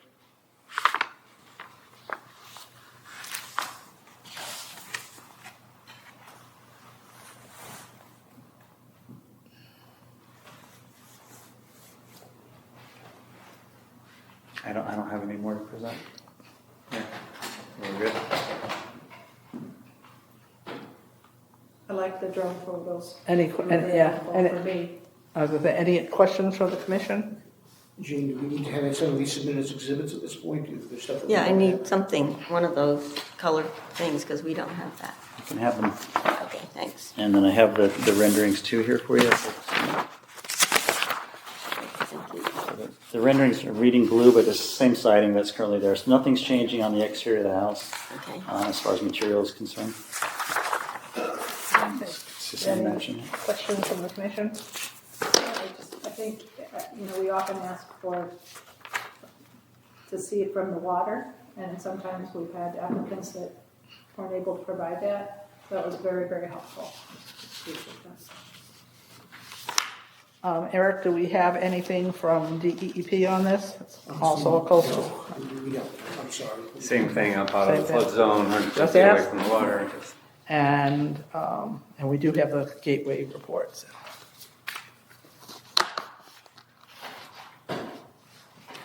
So is that, what is this right here? Oh, there's trees, they're staying there. There's a garden that's currently right here. These two trees on the site plan, that you're looking at the tops of those trees. I guess you just can't see it because it's in the shadow over there. Well, this is a rendering, so this is not a photograph. This is a rendering and it's as close as possible. You can see that right there. That's Yep. typically rendering that. And the Those are drone, existing. the drone is up above the trees, facing down. Yeah, you can just barely see the top of those. So yeah, there are really no other kind of changes to the topography or the vegetation on the property. So. Any other, no questions here? All right, so I'm going to open it up for the public then. Are there any comments from the public on our application 26-12C at 15 Smith Neck Road? Okay, nobody from the public. I'll take a motion to close the public I'll make hearing. a motion to close the public hearing. Can I get a second? People Oh, are. sorry, Jim. He's Jim just so second. polite. All in, any further discussion? All in favor, say aye. Aye. Any opposed? Any abstentions? Public hearing is closed. Thank you. Thank you. All right. So now we get to deliberate.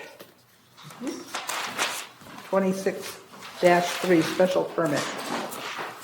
77-1, 77-2 Lime Street.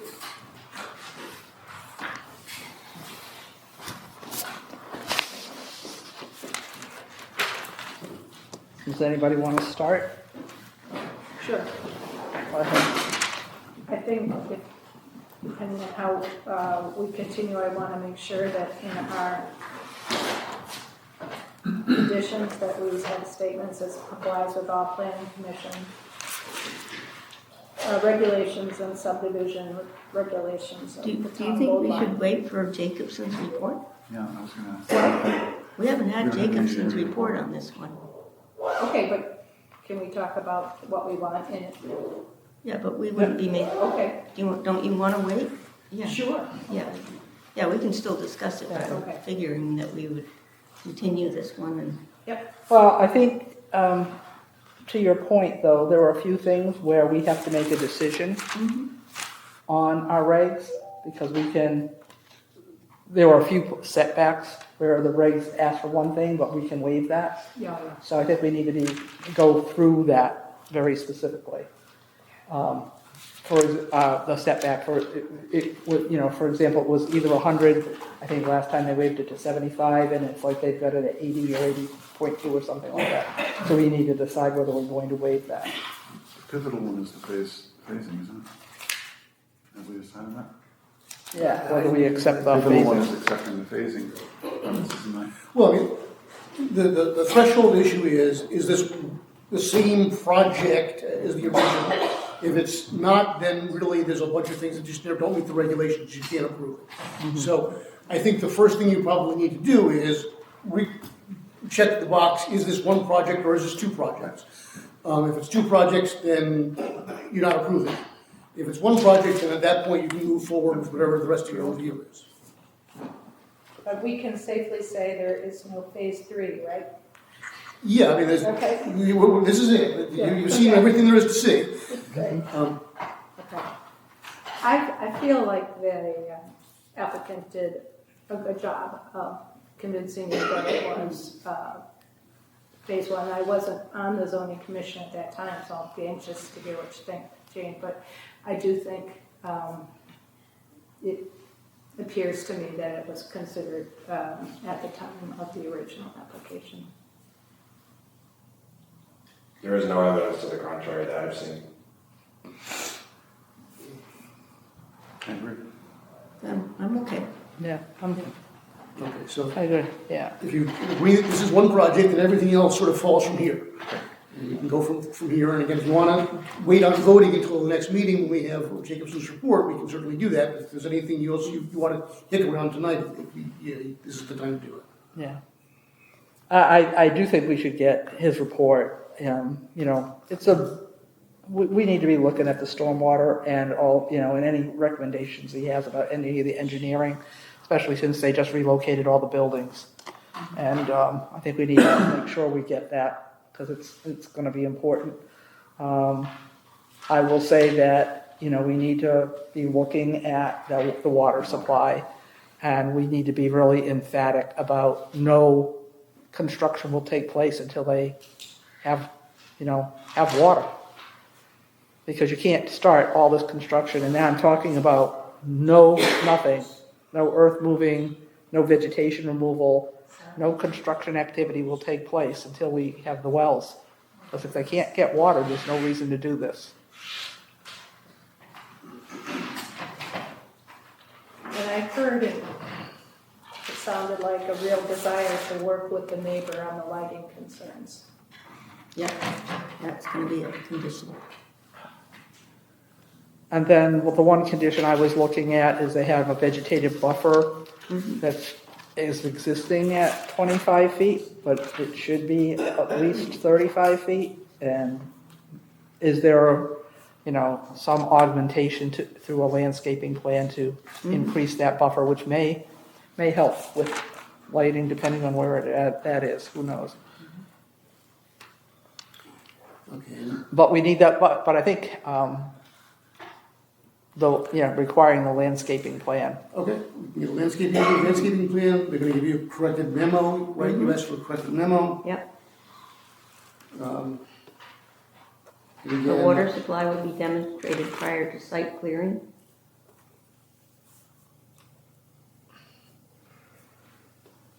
Meet the fire marshal requirements. Meet town design and construction standards for their road system. Complete their soil testing. Correct shielding on phase 1, solid panels and vegetation, and on phase 2. Okay. Okay. You can have this.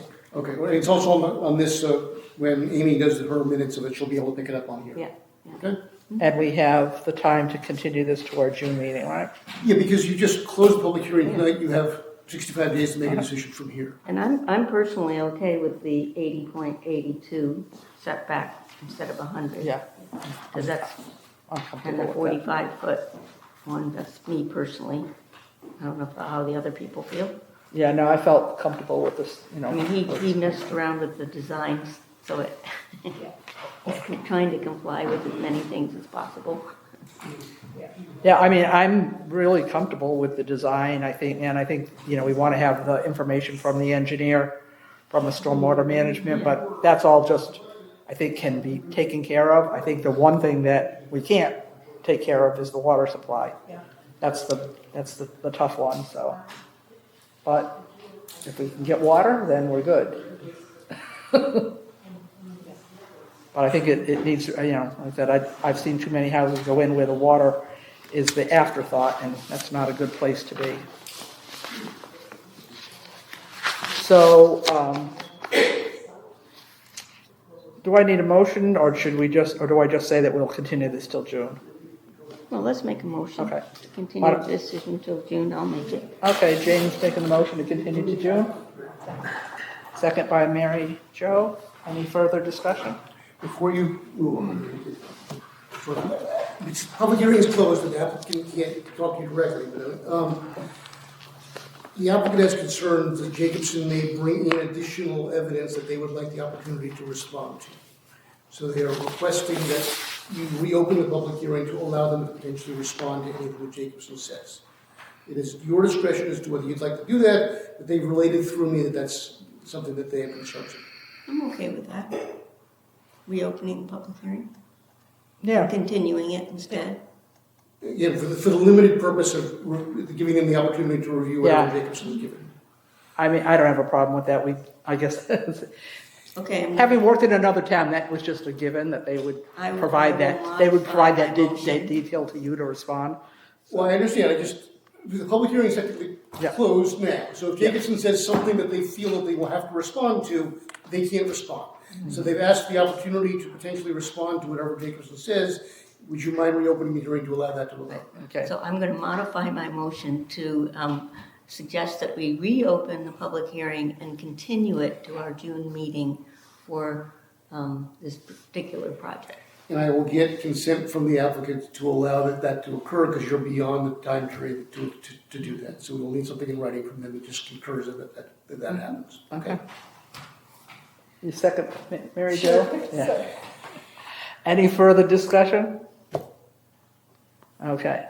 All in favor of the motion, say aye. Aye. Any opposed? Any abstentions?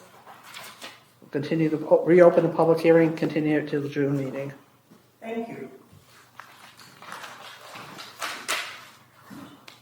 Okay. Okay, there's gift. Okay. I thought I was getting rid of this, but I'm not. Sorry, but again, I think just, you should put on the record here that the goal just really is for the limited purpose of Jacobson's letter of response, so that we're not gonna start all over again from scratch next month here. So hopefully, we'll be a little quicker next month. Thank you very much. Thank you. Okay, case 26-11C, special permit application and coastal site plan, 18 Old Shore Road. Any questions or concerns from the commission? If we're going to approve it, I made a couple of notes. Comply with the gateway conditions in Exhibit G, Letter 42726. Comply with Jacobson's recommendations. Now, Mr. Engineer said that they didn't need the pavers, I guess. So that comment about pavers in his...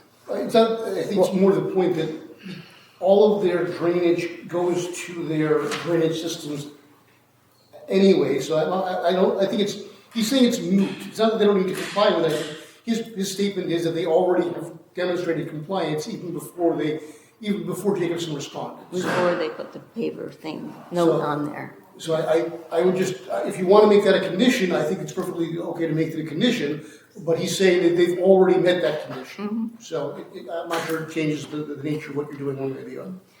And what is your feeling, Eric, about not having heard from Cam? Do you agree that we're really not going to get anything of use? Back when they changed the statute on this, DEP sort of went to a bunch of seminars and said, if it's a single-family house and it really doesn't involve shoreline issues there, that they view getting back on every single one as more of a option, not a requirement. So I think in this particular case that they're sort of exercising their option not to respond. And in fact, what they've told us is, in some of these cases, don't even feel the need to send it to us because we're not going to respond.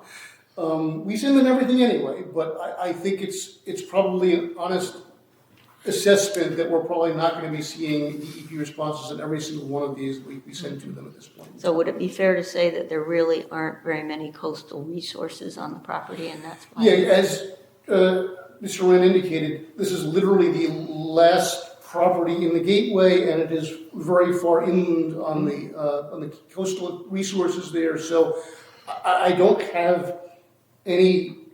There's no coastal resources impacted by this application, to the best of my knowledge and belief. So that would be something we have to make a finding about, Cam. Yeah. So we just say that there's no impact on coastal resources. Yeah, no significant impact, Yeah. I would say. And so, but the conditions you were talking about, Jane, you were talking about, complying with Gateway. Condition letter, yeah. And then, And Jacobson's letter too, even though it may be moot. well, he's saying, yeah, I guess he was saying it was moot from the perspective of they don't have to have impervious pavers, but I think if you're going to put them in, they should work. Mm-hmm. So that I think Jacobson was just making recommendations to make sure they work. Yeah. So those would be the Okay. only conditions in the finding of no impact on the coastal all right, resources. and you're going to make a motion, Yeah. and also to find it in compliance with no CAM. significant impact in terms of the coastal zone. Yes. So I'll make a motion that we approve it with that condition. And right, second from Mike. Any further discussion? Hearing none, all in favor, say aye. Aye. Any opposed? Any abstentions? Motion carries 5-0. Okay, special permit application coastal site plan 15 Smith Neck Road.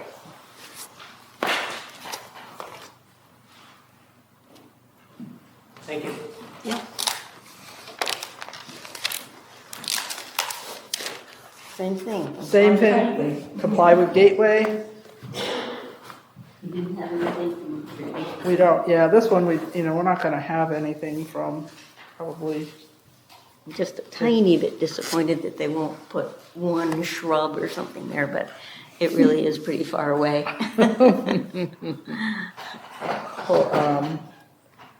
and coastal site plan, same thing. Yeah. No significant impact. Okay, can I have a motion? So Great. Okay, Mary Jo, second. Second. Okay, so that's the motion with the comply with Gateway and no significant impact on the coastal site plan. Any other comments, or I should say, we have a motion, say, any other comments? All right, all in favor, say aye. Aye. Any opposed? Any abstentions? Passes 5-0. Okay, there you go, for those two. Okay, moving along. Receipt and setting of public hearings for new cases. Is that the municipal coastal site plan review, Miami Beach sewer?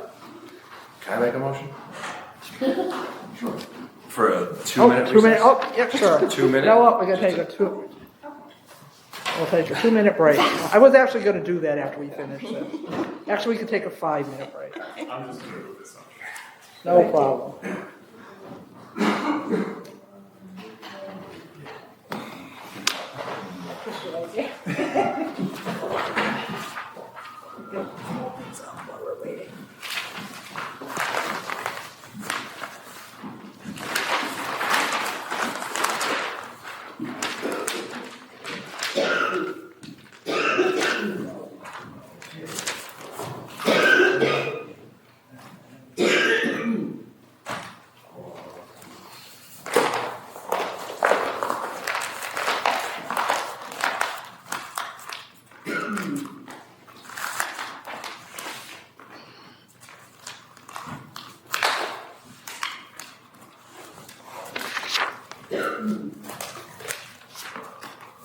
You already did that, didn't you?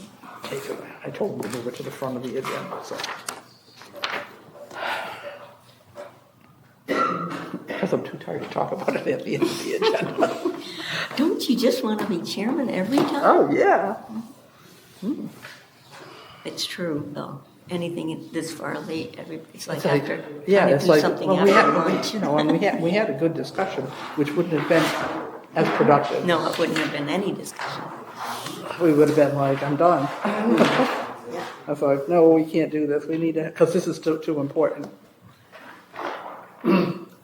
Well, Martha keeps asking me about a combined planning and zoning commission. What I tend to find is that the zoning stuff always comes first, and the planning stuff's always at 9:30 at night, and no one wants to talk about it, and it always gets, sort of kicked around, so.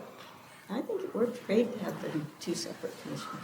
Well, I get, it's a political call one way or the other, but yeah, you sort of said, look, what I tend to find is on combined commissions, the planning always gets shifted to the back, because there's a deadline on the zoning, it's gotta get done by a certain time.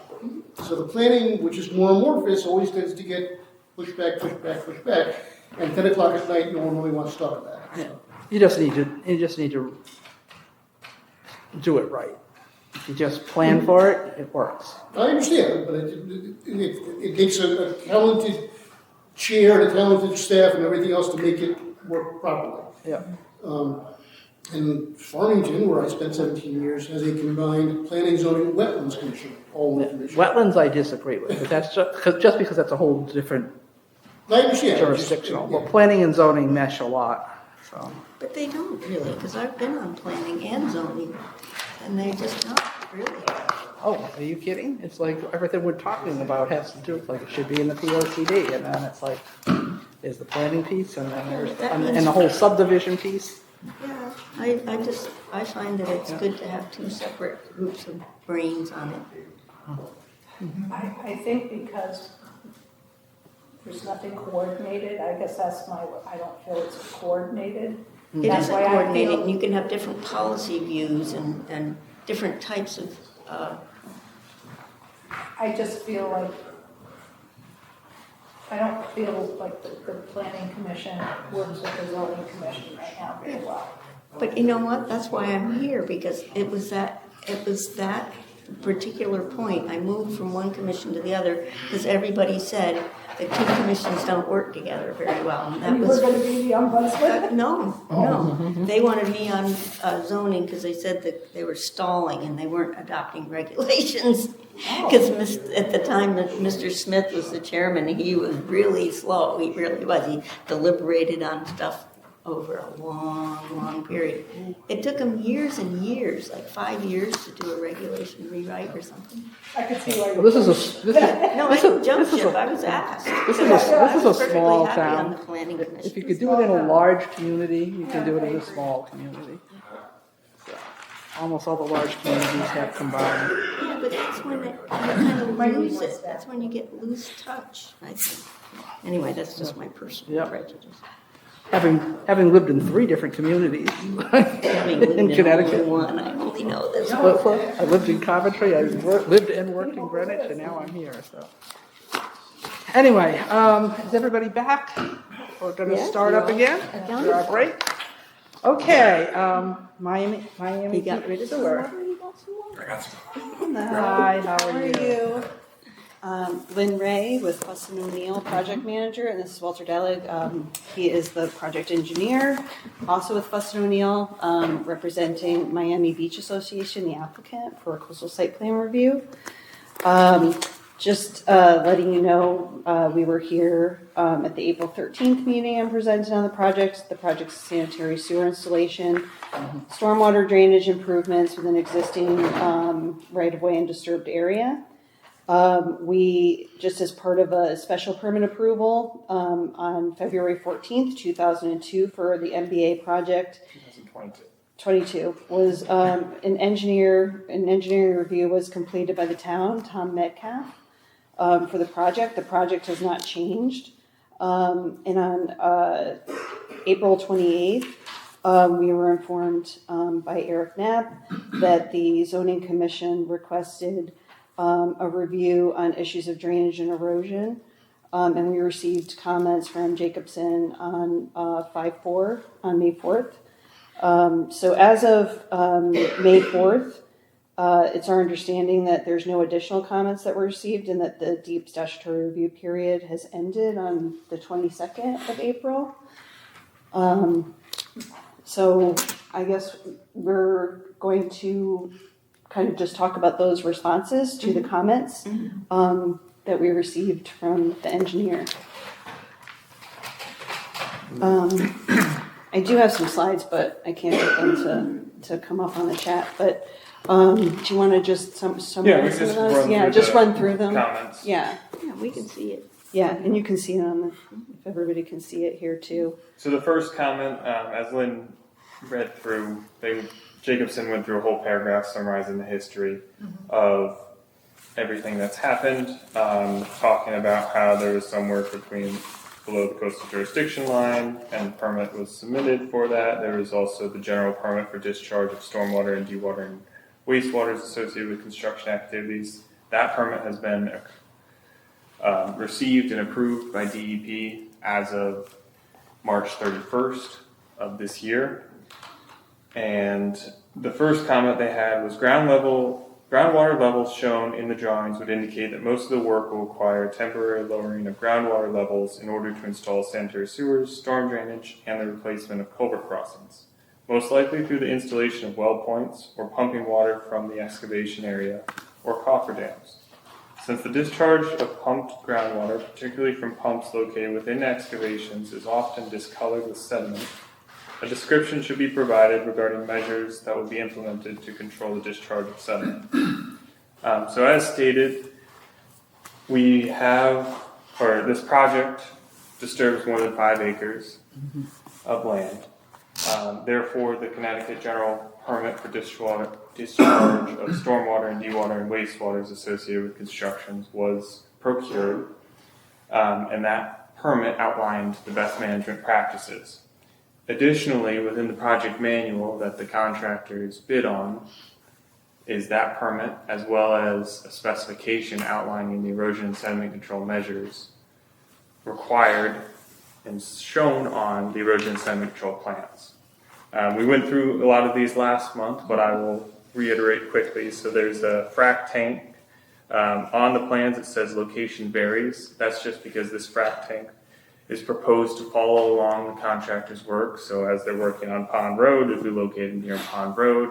As they work their way up Corsino and Biscayne and the other fingers, as it gets to 156, the frac tank would move along.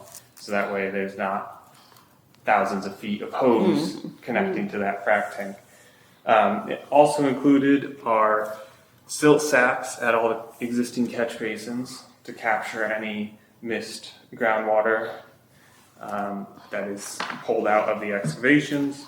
And additionally, there is silt fence. So for instance, from the end of 5th Avenue, there's Dory Landing, which comes off of Portland Avenue in Sound View. Dory Landing is actually part of Miami Beach, so silt fence is proposed through that whole construction easement, as well as other silt fence along, this is for instance up Biscayne Avenue where Swan Brook crosses. We would have silt fence along both sides of that existing culvert to protect, as well as silt socks, which is just the tube filled with whether it's compost or straw. It would also be called a straw wattle. And so just to give an idea of the details again, all the way here on the left. Oops, one too many. So just to give an idea of the details, we would have the silt fence. There's also a dewatering bag proposed, so if there's a small area that they're doing a lot of construction excavation, they can use a dewatering bag. We would have construction entrances installed in anywhere that a road surface wouldn't be provided to keep any dust and dirt down. Here would be your filter fabric at a catch basin, or the catch basin inlet protection. It would go underneath the grate and catch any sediment as it goes in there. Here's another example of it. Similarly, there would be stone check dams. This would be to slow any of the water as it's coming downhill, because Route 156 is at the higher elevation. It's all wanting to go down towards Long Island Sound. And then finally, here's an example of the silt socks or the wattles that would be proposed in addition to the silt fence, kind of asking like a belt and suspenders approach. If one of them was to get knocked over, you'd still have something there to protect the important wetlands or other open water bodies. So that's comment number 1.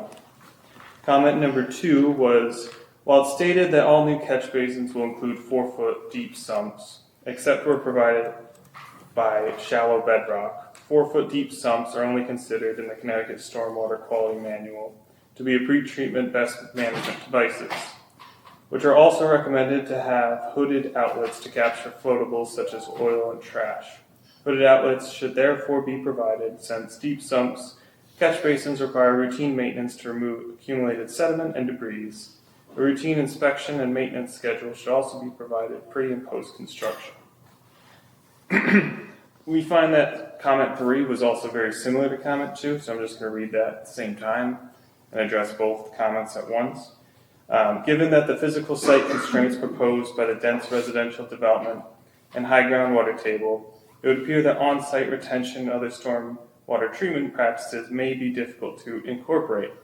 However, in retrofit situations such as this, proprietary devices such as hydrodynamic separators could be utilized for treatment and should be considered prior to each stormwater discharge point into wetlands and watercourses. So, to give an idea of the specific outfalls that were mentioned in the comment, for instance, on Pond Road, the existing pipe is on the north side of Pond Road and actually exits out of Miami Beach's jurisdiction, and we're proposing to stop within Miami Beach's jurisdiction and connect into it. And that goes out into Swan Brook's tidal wetlands. The other outfalls, don't believe will be easy to see on the... Can I ask a question? Because I kind of got lost in the geography. The end of Pond Road, are you saying what side or what end? So on the west end of Pond Road, towards Hawks Nest Beach Association. Okay. Oh, yeah, that helps. Yep. Yeah. And then, of course, in the intersection of Corsino. Okay, yeah. Sorry. Yep, no problem. The other spot is over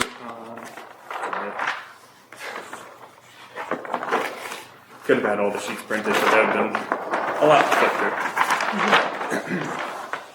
At the end of Biscayne does a long loop around and ties into Corsino. Hawk's Nest is here. Swan Brook flows along this whole western edge of Miami Beach and then cuts in between Flagler and Biscayne as it goes up north. There's an existing stormwater pipe that comes down Biscayne here on the end from Corsino. Similarly to Pond Road, we're planning to just replace that pipe and connect in prior to entering the tidal wetlands here. And then the other spot is up here on Clifton Street, one of the culverts that's being proposed to be replaced. All the storm drainage from north down Washington and Columbus, as well as Flagler, all flows south and then east into the tidal wetlands of Swan, as well as everything that's coming down Biscayne over here is going into the tidal wetlands. And I can just... So are you saying that you're going to implement his recommendation at those points? Is that why we're being told where these points are? I'm getting to that point. Okay. Sorry. Right. We're I just just wanted to highlight... orienting where. I just wanted to highlight everything so that way, because I know there's a lot of plans and documents to flip through with this project, so I just want to make it clear to everyone. So those are just to highlight, to give you a better visual with it. So as part of our application, we had included an engineering report. This was attachment 18, I believe, as part of it. And in that report, section 5.41 discussed stormwater treatment practices. And so, as Jacobson had mentioned, with the high groundwater, it would be ineffective to perform some infiltration because you already have high groundwater. You can't really add more water to the ground. The other thing is our proposed improvements are not increasing the stormwater runoff because we're not changing any of the paved surfaces. You're just cleaning it up. We're just cleaning it up. So therefore, any other underground injections, as talked about in comment 3, where they would say to do on-site retention, would be typical and not really effective. And then thirdly, we looked into a hydrodynamic separator, which is would do a similar thing as a hood to a catch basin. They both filter out the trash and debris. However, our concern was with the tidal wetlands influence. As tides come in, those hydrodynamic separators would not be effective and work because the backwater would be pushing against it and not allow the actual water to get out. And therefore, it wouldn't be functioning properly to service as they're supposed to. And so the other thing is we were saying to use the 4 So you're saying it's not feasible. Correct. And then we were proposing the 4-foot sumps along everywhere to alleviate any of the sand buildup if we were not to have any 4-foot sumps. As we're so close to the ocean, we've seen in other associations that the sand does get into those catch basins. We have the 4-foot sumps, at least for a temporary period. They can handle that, but yes, they will need maintenance to be sucked out so that way they can continue functioning as designed. So from a maintenance perspective, do we where we're putting these, is there access for maintenance? Because that's one of the challenges. Sometimes they get put in areas where there's not good access for maintenance, and as part of your stormwater plan from a permitting perspective, that you will do maintenance on them. Correct. So to answer that first part, all of them are going to be located on the pavement surface. Okay. I think one of the questions that was brought up, or a comment that was made last month, was about grade to them. And they'll all be to that existing pavement grade, or brought up to the pavement grade to help get the water to the actual basins. So from access point, they'll be easily accessed in the roadways. Okay. And are there any of those basins that then have a pipe discharge that could fill up with sediment or sand, so that there's, we're looking at how we clean out not just the sump itself, but the system. Because if the sump fills up, but now the water can't get out because the rest, where the sump is discharging to. So have you looked at how that's going to work? That was the idea of the 4-foot sumps, to capture that sediment and then be able to clean that out. Okay. So that way the pipes wouldn't get clogged. Do you have a schedule for that, of how often they should be doing that? If that wants to be one of the conditional comments, we can definitely. I would think address that you would, because that's Yeah. what's going to get forgotten. Yeah. Yeah, as part of the. There needs to be some, and I would look at not just, monthly or yearly or whatever. It needs to be based on storm events. Yep. So that, okay, they should be checked prior to a major storm event coming in, and they should be done after, major events. So that, they get inspected at those times. So just make sure you incorporate that piece into it. Yeah, we can definitely Yeah, do that absolutely. as part of the. With conditional. highlighter on it. And then in terms of the things that the hooded system's supposed to do, which is trap oils, trap trash and whatever, are we looking at, okay, so how are we dealing with that? So for example, are we looking at, putting in the floating, there's different things, but they're floaters that trap the oil, filters. So they use them in bilge pumps and stuff like that too, but you can put those in. Are we looking at something else if we can't use the hooded to take care of this? Our main concern was obviously the maintenance aspect of it with the hooded.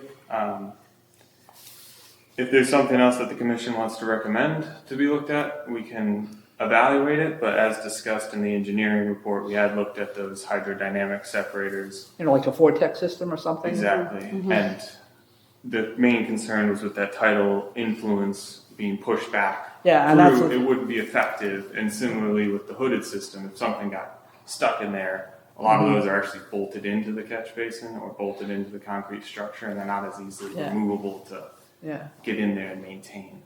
I'm just looking at, how do we deal with, the oils and whatever, and how do we deal with the trash? Because that's something that, is going to be problematic, so. What do they do in East Lyme?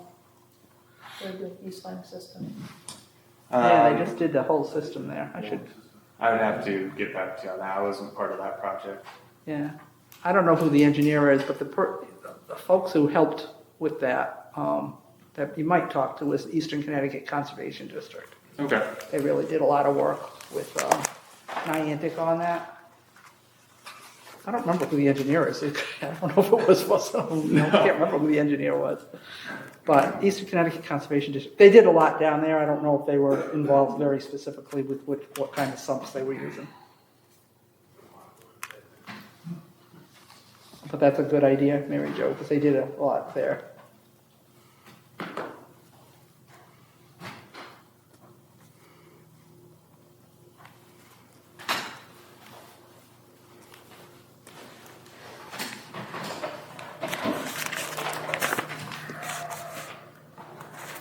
More?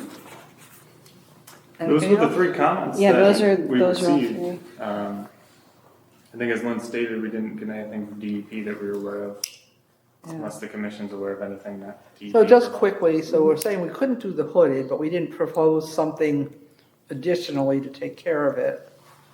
The 4-foot sump, we think that we can take care of the sand just by having it be 4 feet. And maintenance. add the maintenance schedule. And add the maintenance schedule.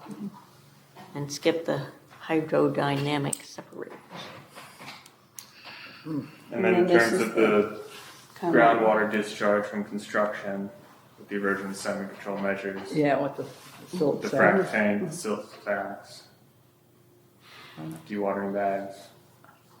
And all So- that's gonna be with the responsibility of the contractors, and as the engineers on site, we'll have to make sure that those implementations are met and followed. And if they need to be repaired, they'll be directed to repair them as the construction's occurring.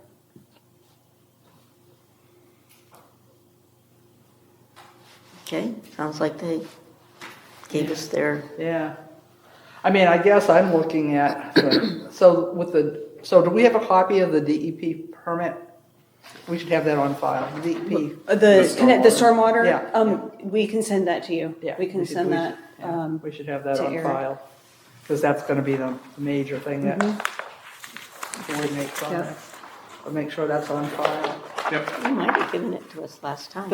I don't think they didn't have, oh, did you have it the last They time? had Yeah, it in because March. it's just a renewal before they change. Oh. Yeah, they our changed the new regulations. regulations, so then they reissued like Okay. the, So, because we renewed it on March 31st. yeah, March, yeah, it was the end of Part March.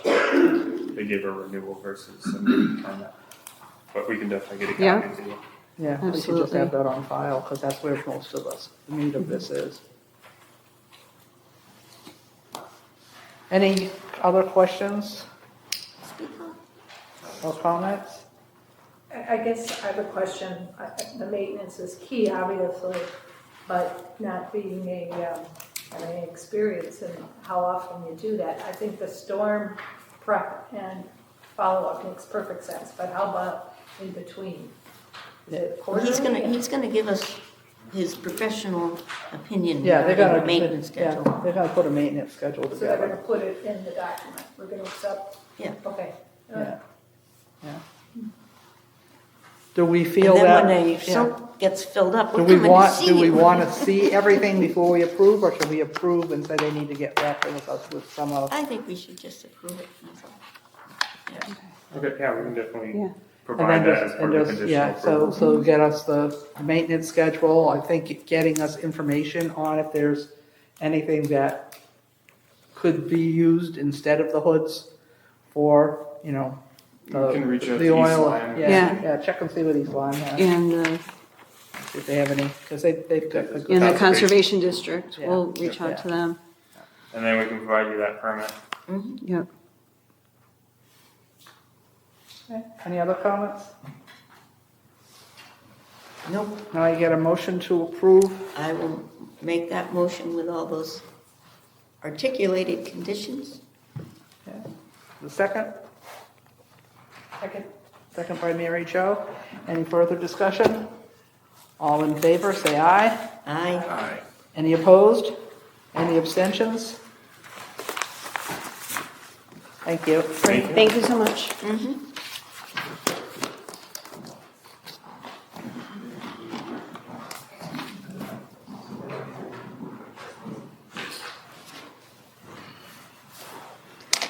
Okay. Hillcrest. 115 Hillcrest Road, coastal site plan, Do we have a file for that? 26-13C. I have an easel. We haven't seen this one before, have we? Well, you might have seen the house. Ah. But I mean, recently, you weren't here. Yeah. Copies of things. Okay, good evening, Tim DeBartolomeo with DACO. For Dominic Nardi at 115 Hillcrest Road. We submitted an application, there's a few things that are sort of logistical matters that I want to get out in front. We're here tonight because, go backwards, there's this property is at the tip of the Point of Woods neighborhood, and there is a time period from June 25th to Labor Day where no construction can happen. This property was under a notice of violation for some work that had started last spring and it has sat now unfinished until hopefully very soon.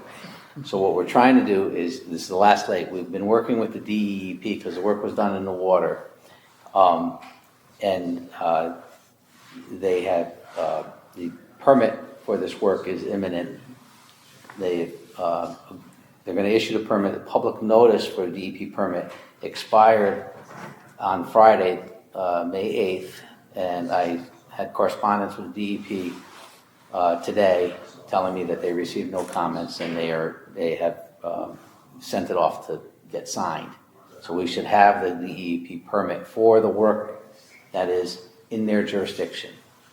In their jurisdiction, so just to give you some reference, this pink line here that's the mean high water line. The DEP's jurisdiction is a coastal jurisdiction line. It's that heavier line that's just inland.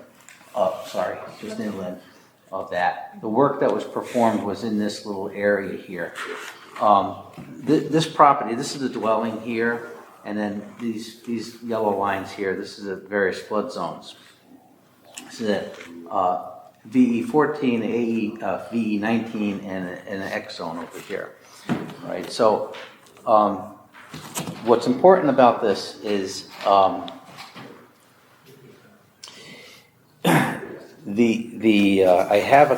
have one photo in particular. I'm sorry, I only have this one of before that we could find. So we did not get. Our company did not get involved in this until after a notice of violation was issued, and we were asked to help resolve the situation. But this is a photo that was we found that's dated in May of 2024, and I just want to pass it around so you can see there's the steps that come down this side of the house over here. They predate the work, and the point is that the owner was what he was doing was modifying what was already there. This is a complete rock ledge.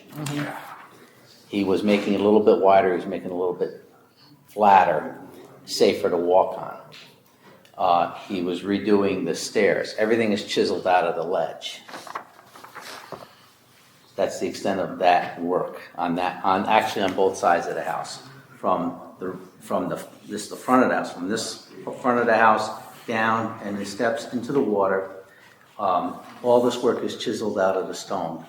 On this side, it's also very difficult to navigate on foot. This area here was chiseled out to be a little bit more flat. So as far as drainage or everything is impervious. There's nothing here. It's rock. It's a big rock, right? It's rock. Okay. So there's that. So so that's where we are. We're here to get approval so that he can complete this part of the work. It's left sort of half done right now. The other part is the access from the house. There's this patio here, which is also it's all on rock. And it's sloping down in one direction right now. And to get around from the front entryway down here, he started to construct this patio here. This wall is partially constructed as it sits right now.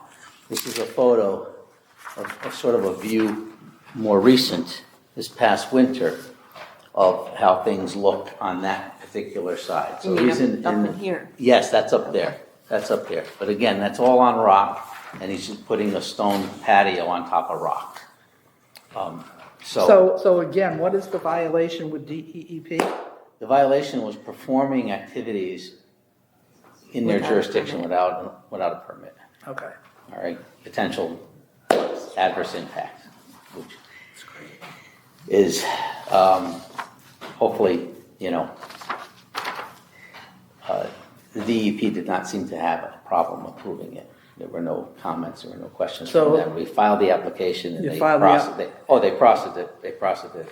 So what we're approving is some part of the upland? Yeah, because this We're part, doing a everything coastal that's, zone. you're doing a coastal site plan application so that he can complete the work that was started. So the only thing he wants to do is finish the patio and finish carving out the steps? That's it. Okay. Yeah. So, we also, this also has been referred up to DEP. We haven't heard back from them.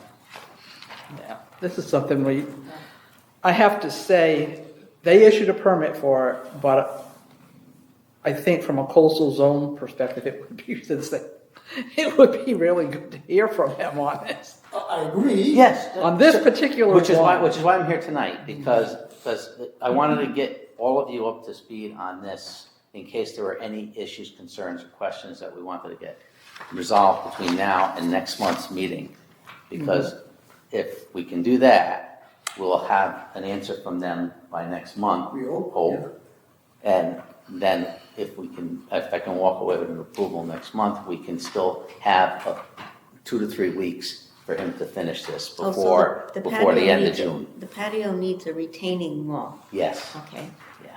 You want me to read what we're doing? So it says, this project is to adhere to Connecticut Deep Notice of Non-Compliance, blah, blah, blah, to retain a 10-foot wide by 4-foot deep, multi-step landing chiseled out of ledge below the coastal jurisdiction line with a landward access path, so that would be our part. Also construct a stone masonry retaining wall to support a stone patio along the front of the house. The purpose of this project is to retain a ledge chiseled walkway with steps for safe shorefront access and provide a safe, flat area at the top of the bluff for people to catch their breath after they...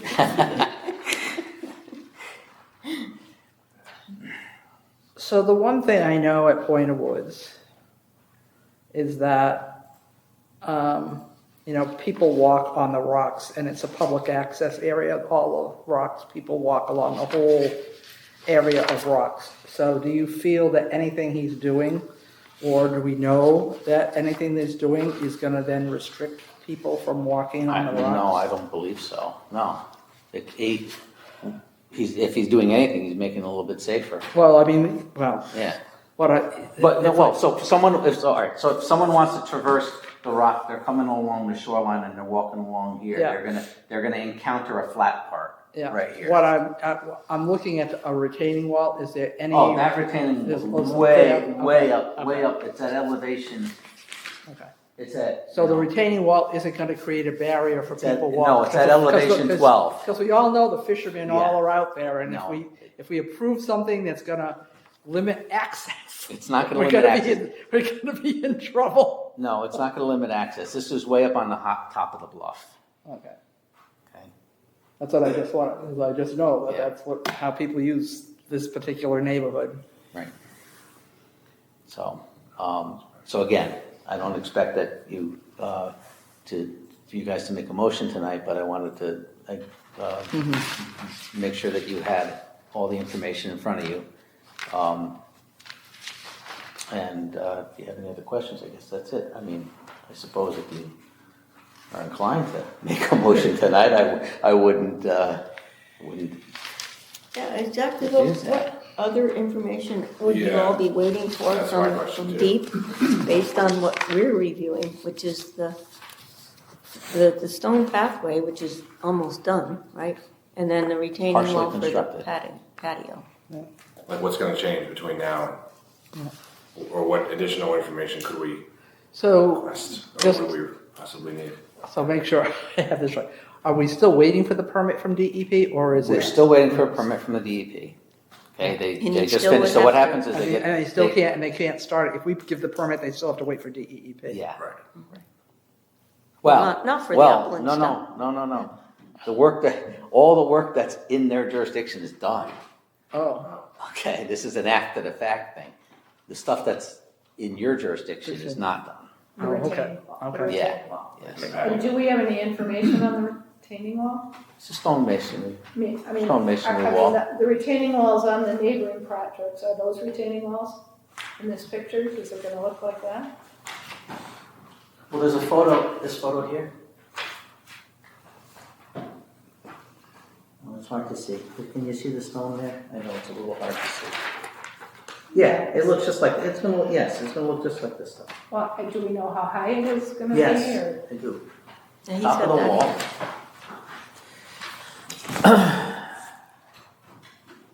Top of the wall is gonna be at 18.5. The patio itself is gonna be at 17. Okay? A foot and a half. The bottom of the wall varies. On this side, grade is at 18, and then it comes down to around 12 down here.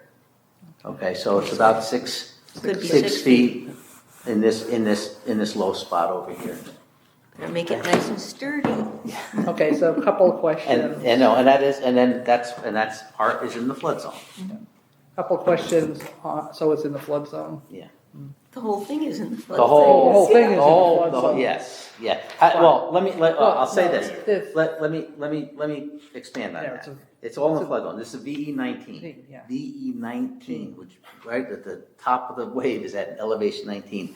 This entire thing is underwater during that event. So it's really not doing any kind of flood control. So it's going to get flanked on either side. So it's not, as far as I'm concerned, it's not a flood and erosion control structure. Oh, no, I wasn't looking at it being a flood Okay. erosion control structure. Okay. I was just looking more like to make sure the structure is solid and Oh, stays in well, place. that we can be sure of. That we don't want that thing to come down. So question, when you're constructing, do we need to do any drilling? Do we need to do, like, putting pins in or is it drilling? They're already in. Okay. Okay. That stuff is already done, Yeah. so we're doing it after the fact, okay. Why didn't he just finish? I mean, how did the deep come in and mid? I think There was a phone call. Yeah, well, and that's why I'm asking the question, So- because in this neighborhood, there's people who are like saying like, okay, what's going on here? Yeah. So It's a conspicuous spot. yes, it's high visibility It's a spot. high visibility spot. And I mean, God bless him. He wants to, we had a come to Jesus discussion, and now he knows that he's got to do what he's got to do, and here we are. All right. So, and his mason is ready to go. If you're, I guess the one thing, the only what I'm looking at is just making sure there's no restrictions to access by, putting in, understand the retaining wall isn't there, but let's not put up railings or whatever. We need to be able to make sure people continue to have access on the rocks. If you want to put a condition on approval, that would be I'd say fine. people walking on these rocks are taking their life in. It's slippery. It's dangerous. Believe It me. really is. Which is why he's doing what he's doing. But aside from that, I mean, if you want to wait until next month, yeah. There's the remnants of like a diving board off of one of these rocks. Yes, there is. Yeah, that's a story I heard. I used to rent a cottage about 5 cottages down, that's why. Okay. We've been on these rocks. That said, it does get really tight here, but I still want to just make sure, I think from a neighborhood perspective, just making sure that there's no restrictions would be important. Yeah, I'll just add, You know what I'm saying. the practical matter of leveling out some of this stuff is just really for house maintenance. You'd be able to, put your ladder down there safely, He wants to be able to things mow like the that. lawn. Yeah, mow the rock. Mow the rock. So, that's where we are. And, it's up to you whether you want to continue with or. Okay, so the last question I'm going to ask, the lighting, is there any There's lighting? no lighting proposed in anything. No we're lighting doing. proposed on the patio or whatever? No. Okay. And no lighting down the steps or anything like that? No. I would like to get this one out of the way, Yep. because there's no reason to I have agree. it hanging into. I'd make a motion myself if my computer died. You're afraid? No, I don't have the reference to make it. I don't have the Oh. wording. That's dead. Oh, well, it's just a matter of, Here, let me supply it. You need to make a motion, you need to learn how to. Here it a is. motion to approve for the coastal site Yeah, plan. you're gonna Yeah, I just approve. don't have that. Here we go. You're making a motion to approve the upland portion of that statement. So which part is? Just say, Oh, it the is. statement in his description of part A of his application, you're making a motion for the commission to approve the upland portion of what he's describing here. Which is specifically what though? It's the Sorry. stairway and the patio and the retaining wall.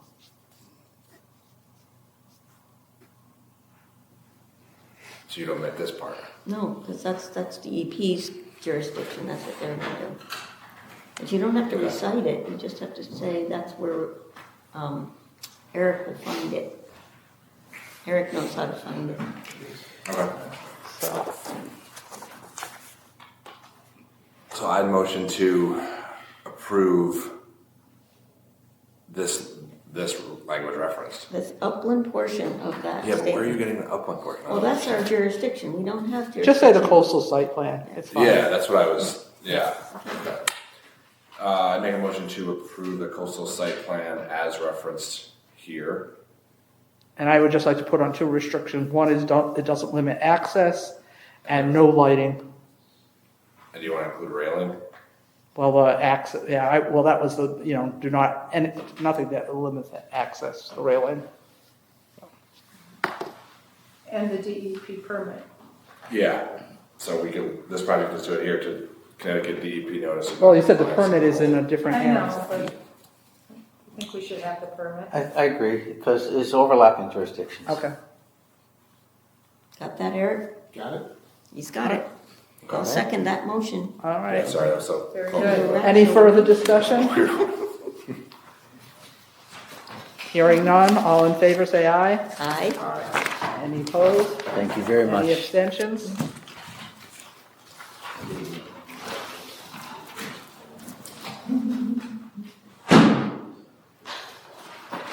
Okay, let's see, what time is it? We've got 9:33 and we've got just a couple of things left. Formal discussion regarding potential development at 244 Shore Road. Can I make a motion, or can I have a discussion? We have number B, informal discussion about Nightingale. She was here last month, and I know Mr. Murata was not. Did we move her up? She's here, she was here last month too. Did we move her up in the discussion? Out of courtesy? Is that possible? It's up to you guys, Yeah. you can go your own agenda, Yeah, make- I mean, there are people. Make a Sure. motion that we move B, 8B, up above 8A, please. Second? Second? All right. Any discussion? All in favor say aye. Aye. Opposed? Abstentions? Okay, we're going to take up Nightingales first. Sorry, guys. Thank you. I'm related now. Oops. Hi, thank you. I sent this to Eric. Yeah, I we hope got it. everybody got it. I just wanted to make sure you did it. We're just here to clarify what we are doing at Nightingales and we're a music organization. We have light cafe service with our music programs.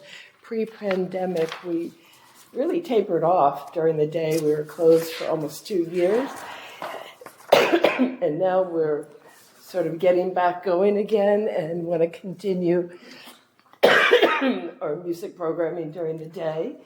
And want to, the cafe has always been accessory to the music. And we want to continue that. We're going to be having workshops during the day, in the mornings and into the night. So we're just here to clarify and just make sure we're all on the same page with it. And I think, there it is. I think I've worded it correctly. I'm not sure how to. Excuse me. I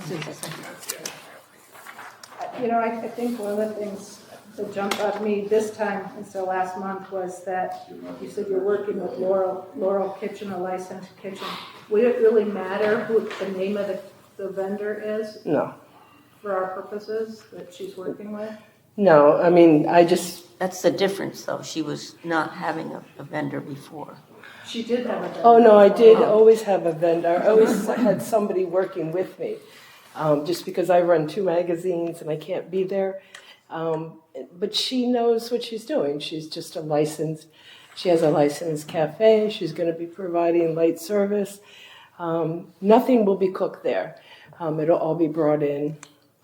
But it is, I want to make sure you understand it. It is a coffee service and light bites. My issue last month wasn't whether this was a vendor or not a vendor. The issue was whether the restaurant service was having the primary use and the music was going to be the accessory use.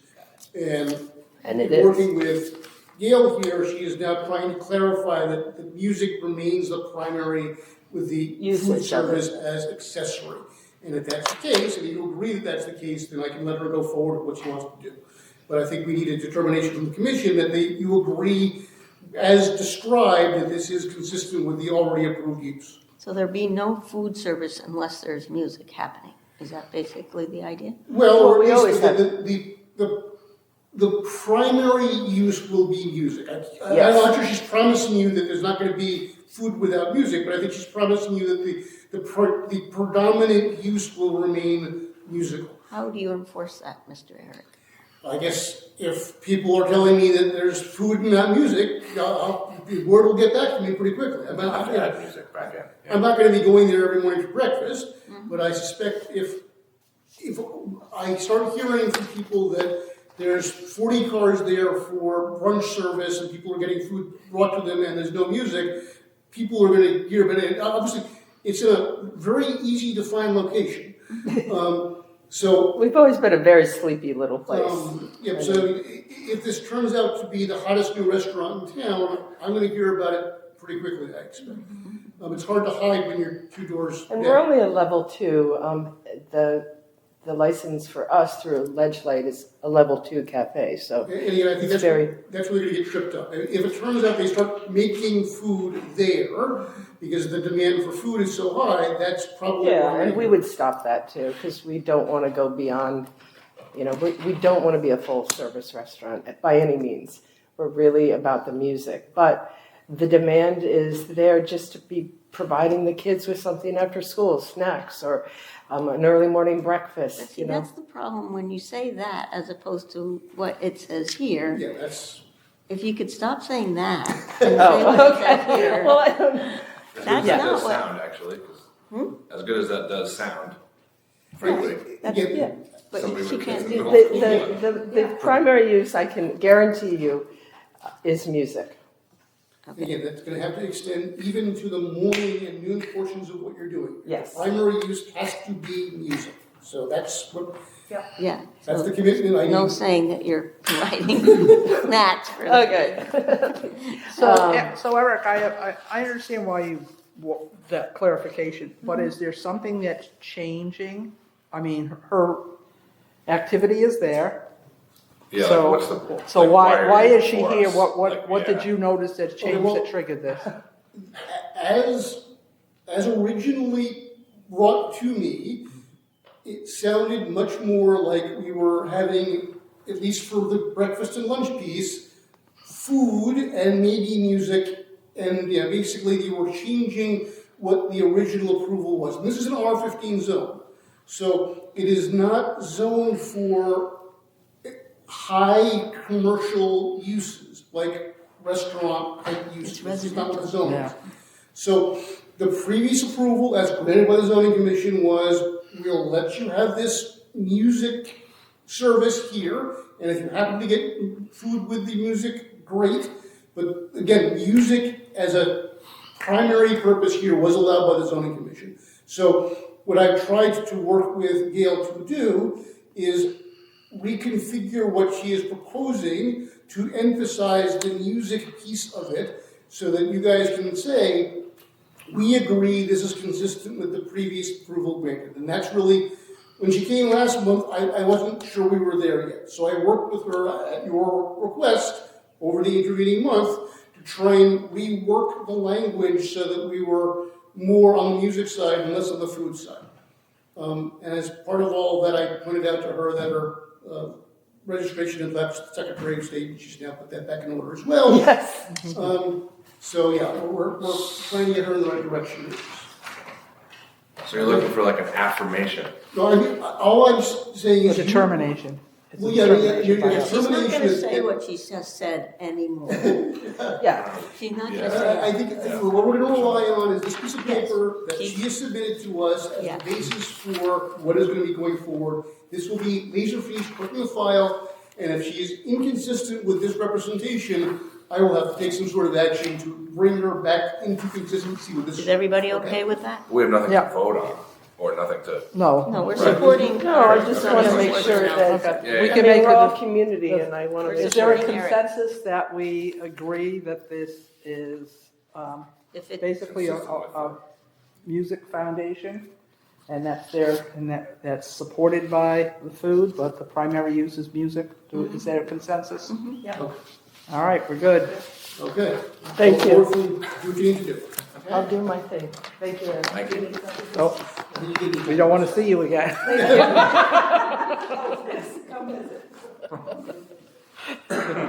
Okay. Thank you for your patience. 224 Shore Road. Piece of cake. Ours is real simple, so. Okay. My name is Santo Tedesco. I'm the General Superintendent for Genovese Construction. And I'm Doug Whalen. I'm the chairman of the Old County Beach Club Association, who has contracted Genovese to do our sewer project. Okay. We're gonna be doing this sewer project for Mr. Whelan, excuse me, in association with some of the other sewer projects that are going on. All we're here for is Frank Murata has a piece of real estate we want to use for a lay-down yard, just to store equipment, pipes, supplies, that type of stuff. I don't even think we really even need a permit, but Mrs. Genovese is pretty proactive with the community. She wants us to just come down ahead of you and let you know what we're up to, just so you know what our intentions are. Excuse me. Our little schematic is simple. We're going to put a tracking pad in, standard silt fence. Our proposal is to put protective fence around with a green scrim or a green covering, just so it's less of an impact to the neighborhood, that it's actually a lay-down yard for construction site. I'm just a little lost where we are. This is Frank Milano's self-storage facility that got approved but never built out at 224 Shore. It is sort of down the street from the recently approved 50 Shore Road self-storage site. It's sort of behind, the house in the front and then an area behind that was going to be used for 4 buildings that were for self-storage, but again, it never got built. And again, the reason I asked them to come in front of you is that, again, their approved use for the site is self-storage. Right. This is not self-storage. And nor is it accessory to self-storage. And this is, in my view, more of sort of an industrial type use and not allowed in the C30 zone. It is theoretically a temporary use, but again, part of why I wanted them to come to you is I didn't think I could easily ignore the fact that it didn't sort of comply with the permit and was potentially not consistent with the regs. So I wanted to sort of get the commission's temperature for whether this is something we're allowing on a temporary basis or whether I should basically say this is not approved use in the zone. So that's why we're here. And I just wanted to let you know, Doug Whalen, chairman of the Old County Beach Club Association. As you know, we're under a DEP consent order to put the sewers in. So the DEP consent order is a state directive. Municipality zoning cannot be used to obstruct compliance, with our state mandated environmental remediation. Connecticut courts apply the balancing test, and DEP consent orders for water quality almost always wins the balance. The state interest in Long Island Sound nitrogen reduction is at the top of hierarchy. As you all know, it's very limited. Our areas down there, when we have this sewer project, we have no place to store all their equipment. There's no place to put it. We have like maybe 4 different spots, and we have 3 different companies that are going to be doing this sewer project. We have Genovese, Baltazar, and another company coming in to do this. So the Clean Water Fund financing flows from Connecticut General Statute, Chapter 446K. Connecticut Water Fund projects are reviewed and approved by DEEP and OPM, which we did get approval. In fact, we're working with DEEP and OPM right now to get all the funding in place. Should have it in the next couple of weeks. A municipal zoning officer cannot use Section 3.2.2 to nullify a project the state has financed and ordered. So I just want to make sure that we're all on the same page here. Connecticut General Statute 8-24, which we did come in front of you for an 824 referral, governs municipal improvements. Old Lyme's own regulations classify sewer facilities as government services. Sir, we've never said anything Okay. about not approving your sewer. Yeah. It's approving of this particular use. But on this is part property. of the sewer project. It was No. never No. previously shown to this commission or any other body in town as this location being approved for this use. So what we're just asking for is just, we've provided, there's very limited, I mean, this is the only spots that we can put this stuff in. And all we're asking for is to allow this to go on, and this is a temporary. Numerous provisions are being made to protect the area during the temporary conditions, and it will be restored back to its original conditions, so. What's the expected timeline? 753 days is the maximum. So, we're at 753 days. I mean, it's a sewer project that's, has a 753 day, they're regular, actually, the contract states they have to be completed within 753 days, so. So is this the property line? Where's the property line on the property? All good questions. So in my defense, the gentleman that drew this up is in Florida. His grandmother just had a baby, and my boss just had a baby, so, as my daughter just did, so. I'm not sure how much of this portion of his property is, but we're just gonna occupy, I believe he's got where the fence is laid out. It's just where the pink line is, That's a silk fence, That's- yeah. right? Along with the silt fence, that would be wrapped with our protective fence, and there's a gate through the front where the tracking pad is. Can you get the site cleaned up? Because it sure doesn't look very nice from up above. Will it look better than what it is when we're done? Oh, 100%. That's what you're asking. Old building, I mean, old. 753 days. So just a couple of questions on the entrance pad. You might need to do some grading, but is there any other expected grading on the site? I think it's just scrub. It's basically a flat It's site, just so there's flat, no so we earth don't need moving, that. there's We don't have to no. remove vegetation, we No. don't need to do any of that. When you're talking about storing, obviously, pipe or construction materials. Equipment. And equipment, so, do they have, so one of the things with equipment is sometimes they leak oils and whatever, so are there We do things the that you do? standard, we do the standard things. We got a spill kit with each machine and all that type of stuff. Okay, so I think it would be good if we had that, so, to come in with, when you come in with an application, just give us that. So what's your best your best management plan, your Well, that's operation what plan? I'm lost. I didn't think we actually had to do an application. Well, this is. Well, I guess what I'm asking. He's already said no, so if you're Right. coming and saying, No, already. he didn't, I don't think, in my mind, he said no. I think he said he wants everybody to be on the same page. Well, what I said is, I don't think that under the rules of my regs, that this fits in the zone. But again, what I'm asking the commission That's is, as nice a way he could possibly Yeah. say no. do you want me to enforce against this, or do you want me to just say it's temporary and let it go? And that's really Well, what I we want to are. know what we can get in trade, because it looks like this place is not, I mean, are these old vehicles out in the back? Is that what that stuff is?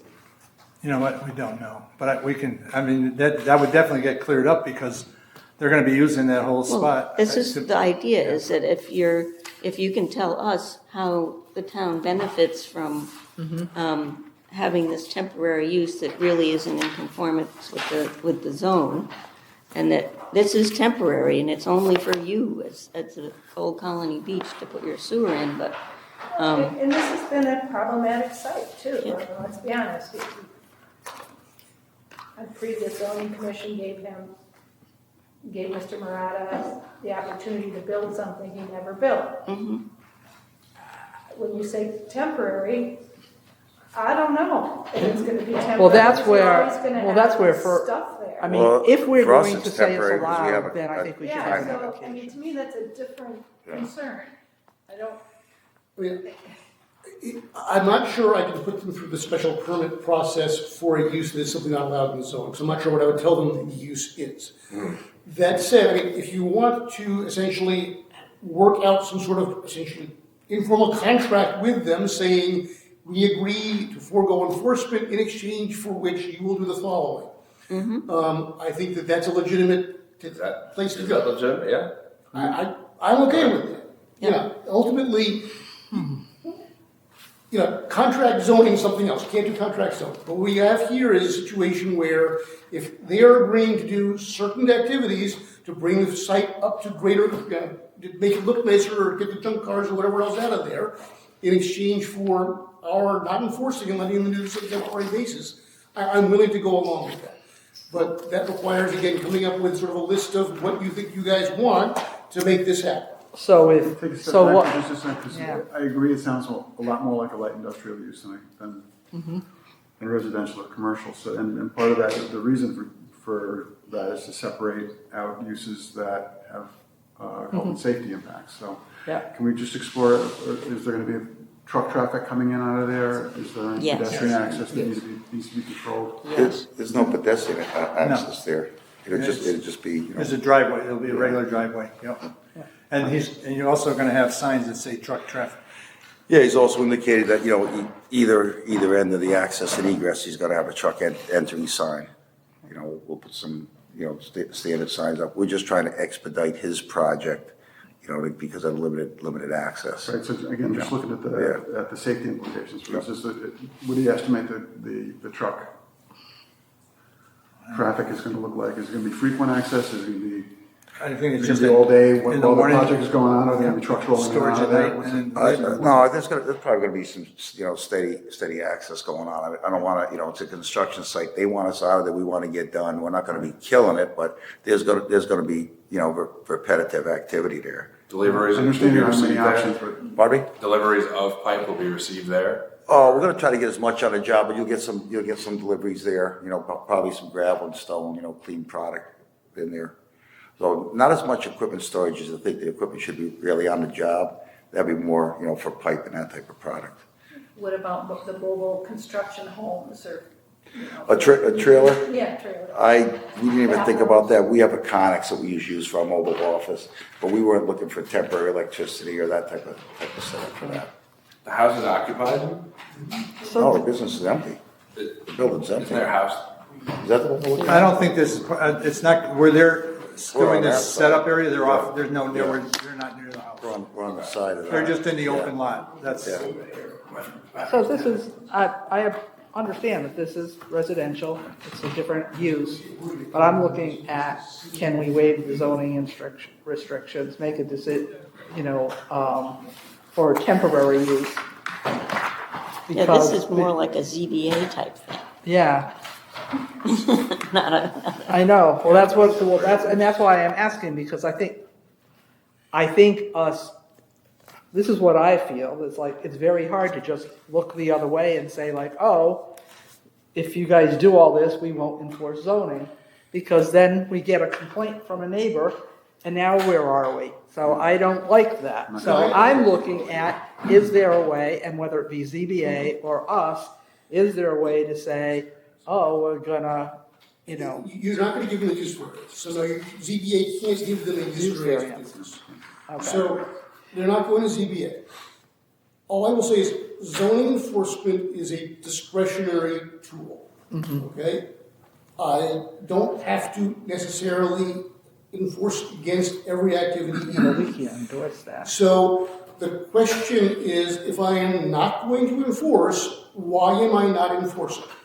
And if the answer is because we are getting, one, it's temporary, we've been told it's temporary, 753 days, whatever the number is. Two, the site will be restored to a better place than it was when we started. Again, I'm not saying I agree that that's the right answer. I'm just saying that if you are looking to allow this to proceed, that is a way to allow it to proceed. As your enforcement agent, I can tell you this is not something that I would allow to go on under normal circumstances, which is why we're here tonight. on the other side, is this Old Colony right here? No, So this is not even the same beach association. it's across the street from Shore Road. Right. Yeah, where's Old Colony at? Old Colony would be, actually, that spot is Miami Beach. So how soon are you Before- looking to? Yeah, I wouldn't want to do this unless you got the people from Miami Beach to say, okay. Well, there he is, he's right there, he's saying, okay. Well, I mean, the people. It's all part of the sewer project. I represent the people too. Yeah. Because they were pretty upset about various other things that were taking place across the road. How far from Old Colony is this? I don't know which is where, sorry, but. One, Like two. 2 blocks or like Yeah. 30 blocks? No, it's Forget- like three forget blocks how- over, three yeah, blocks okay. over. They're all within a short So- span of each other, all the associations. What's the time frame? Not how long, when is it, when are you looking to start? We're waiting to get notice to proceed, which should be. We got the notice to proceed, so. Shortly, yeah, so. We're actually, May 18th, we're gonna be having a meeting with DEEP. It's gonna be where the DEEP says, go ahead and start the project. So we're thinking probably the June 1st or the middle of June is more reasonable that this is gonna start. Will this entire site be fenced or portions of it? Or? Whatever area we're gonna occupy is gonna be fenced, yeah. And that's why we wanted to put this scrim up, it kind of closes it off to look as, you know, it doesn't look like a construction site, it's, you know, you'll see and hear the activity, but it's not gonna be unsightly to the area, at least with the fence up there. I mean, how much weight do we give making this allowance based on the fact that this is for the benefit of our hometown? Like, I mean, in generality, trucks are going up and down the road to get to that site, irregardless, No, we we can't stop cannot it, do you know? that. Question, So- But we could. Since you brought that up, so the same trucks that are going up and down roads, are you saying they're gonna also go up through Miami, the same ones that? No, not all, because a Just lot, the Old Colony? Shore Road to Old Colony. yeah. Just Old Colony. So Miami, when they do their projects, gonna need a set down too? They're gonna have a separate area. Where? I'm not sure where it is right now, but I believe it's Another going to be. temporary spot? It's gonna be right next door. That's That's my problem. Yeah. All right, so we need Not to gonna figure be this right out. next door. I have a question. It's not anymore allowed. There's an empty lot next door. I know, but those are not allowed uses either. Well, according to 8-2, you know, municipal zoning cannot say that it's not zoned for that if it's a government municipal improvement. So, and this But is a that's government. not what it is. It's the improvement is happening in your areas. These sites are not being improved. This is part of the project. It wasn't part of the project. That's the problem. Nobody ever said that this was gonna happen. So now you're coming in and But we- asking for a we need a use laydown area after- for the project. I understand, So I but guess my question to the zoning board is, they what do we did do have, for a laydown area? they did have another area. No, We they did didn't. have another area. No, we had no other areas. That's the Wasn't there first. another I have a area? question, just a point of reference. The current laydown area that's like a little bit down from this, where that big auger is laying on the ground, what is that being used for? Like, it's like, I forget if it's, what is that, east? Yeah, 56? that's 250 Shore Road, where we lost a lawsuit for self-storage. Correct. So what's Okay. being stored there now? I know it's not. Originally, and again, they have a violation notice on that site too, for water, there was a water pipe, the Connecticut Water was putting in piping there. And so they were using that as their storage area. And I gave them a violation notice on it. Okay, yeah, this is all relevant. Okay, So. and so I have emails out, you know, right now to Calvinese, and we pull up the email since I've got my computer open here. Because inconsistency can be problematic. Yeah, here's what I told, We're looking to get out ahead of it and not Okay. cause a problem, that's Um, why I'm trying to be proactive. on May 6th, I wrote Chris Calvinese saying, I am out on medical leave. The first select woman is emailing me photos showing work on the site. Can you please update me on where things are? I am pursuing Frank Morado for using his site for the sewer project without obtaining permits. If you are planning on using your site for that purpose, I'm going to have to treat you the same way. If this is a preparation for the self-storage units, I would appreciate if you would file a building permit application to allow our department the opportunity to make sure that this site conforms to configuration and erosion control requirements of the final approval. So that was sent to Chris Calvinese on the 6th. But that activity that's happening there is unrelated to any building that's going on. It's just being laydown. The previous work and storage that was there was in connection with the water improvements that were being done by Connecticut Water Company, and they were given violation notices for that storage there, because that work was inconsistent with the approval for that site. So they already are on notice at 250 Shore Road that they cannot use that site for a laydown area. Okay. So they did not come to us and seek approval, No, seek they never temporary did. permission. They're seek under any violation notice for that work. Is there any way the three beach associations can get together and work out one laydown? That is, those two spots are the laydown areas for all the contractors. I think the commission along with. Genovese is the first one to come in front of you to try and get ahead of the program, but yeah, that's. But you had just told me minimum that these trucks are just going to go to the old county His trucks. site. Ours. Both There's five contracts So- going on down So there. both is ours, the other, okay, so those they're gonna do Miami? Yes. So, okay, so the three companies are gonna be laying down in Mr. Murata's spot and Mr. Calvini's Yes. spot site, that's Yes. the plan. That's the plan. That's the only spot that we have in the beach community to have the laydown areas. There's nothing else in that area. And there's nothing nearby either.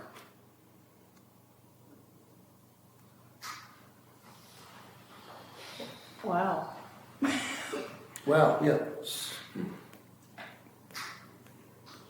So is it possible that you, with the selectman's office, could work out some kind of arrangement so that we aren't the ones that have to do this?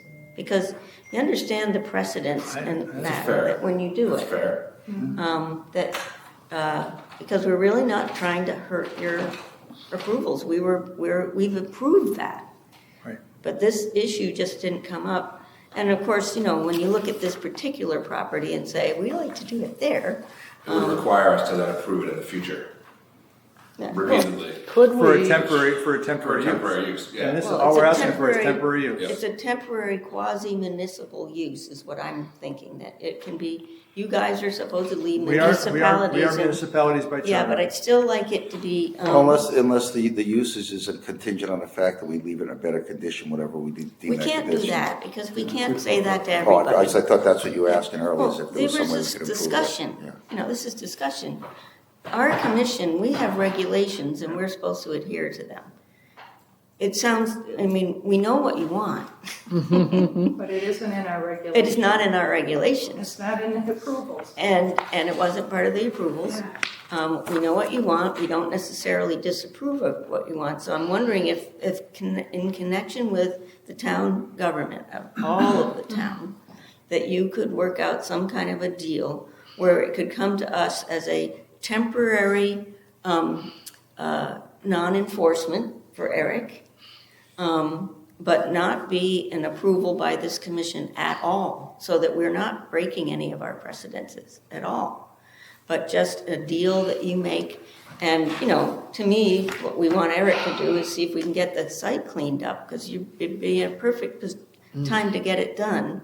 And that would be the benefit to the town as a whole that it got done. So let me think about this. So we've approved the sewer. Yeah. We just changed our approval to do something different Yeah. on Miami. Can we amend the sewer approval to say these are temporary construction areas?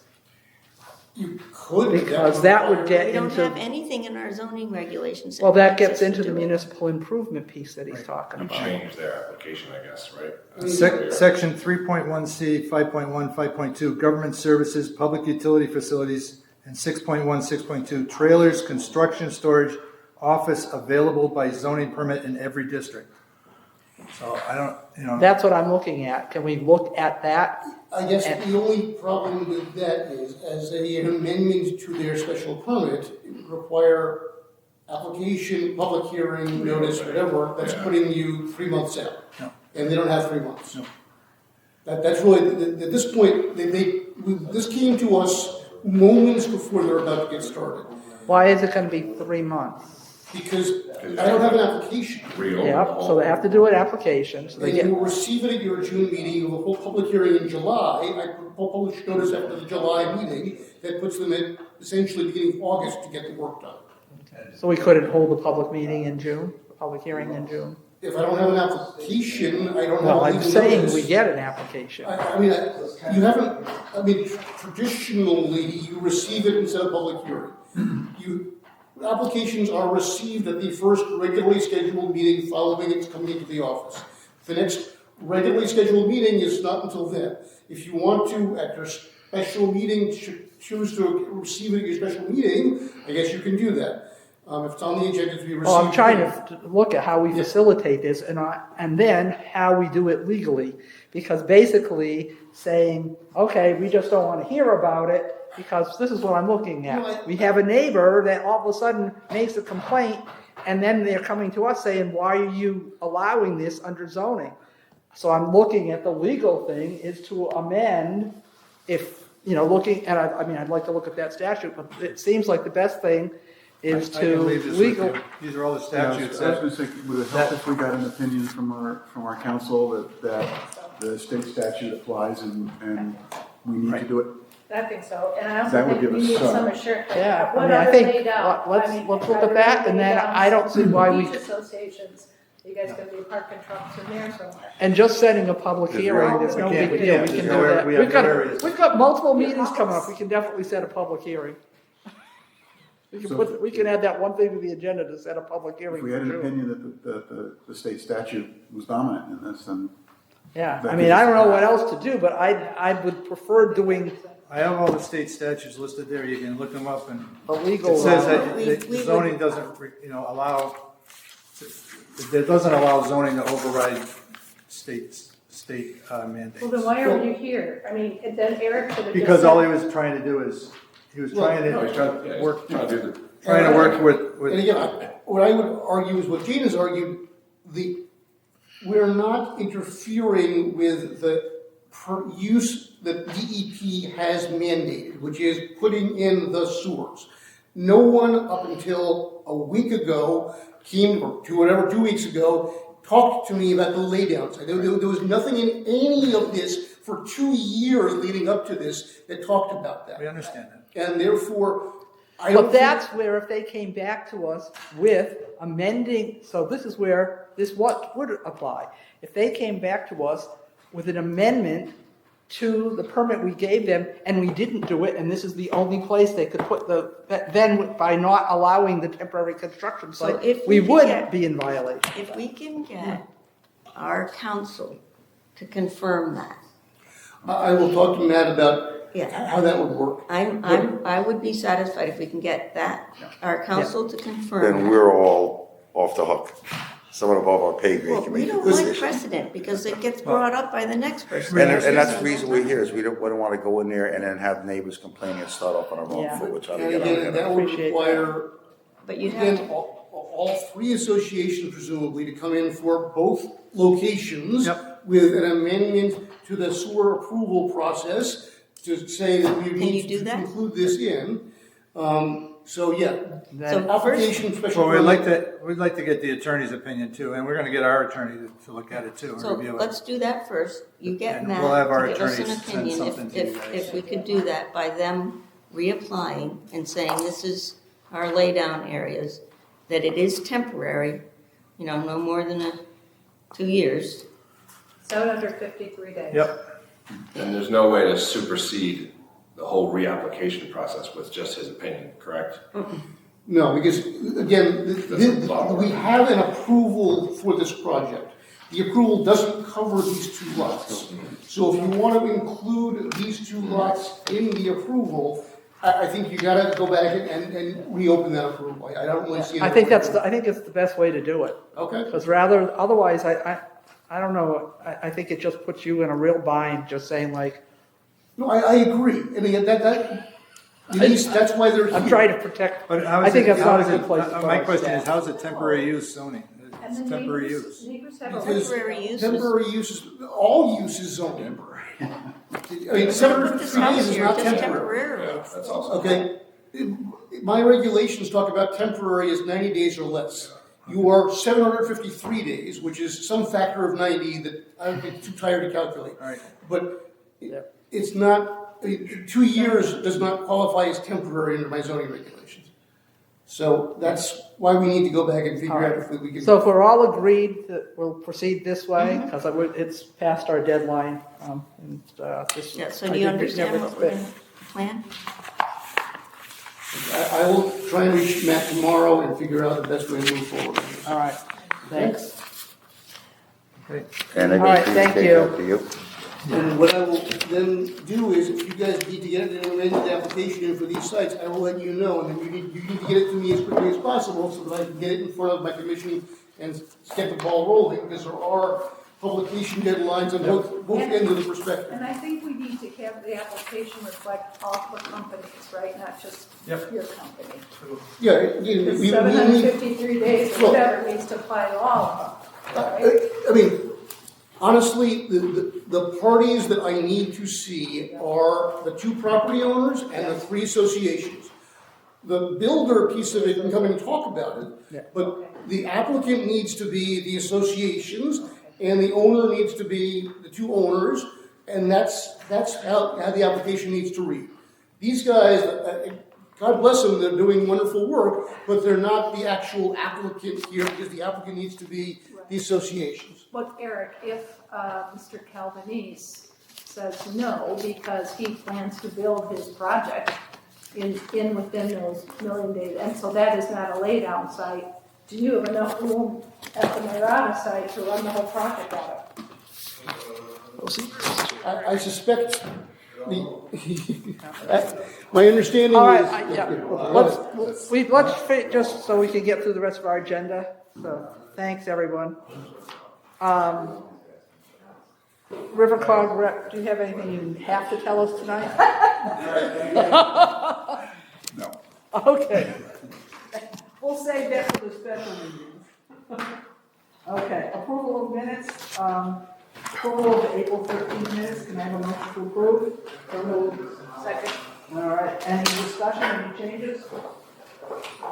Hearing none, all in favor of approving the minutes? Aye. Aye. Any opposed? Any abstentions? All right, folks, thank you. I didn't expect that last one to be, I wasn't seeing. That was the most interesting of all.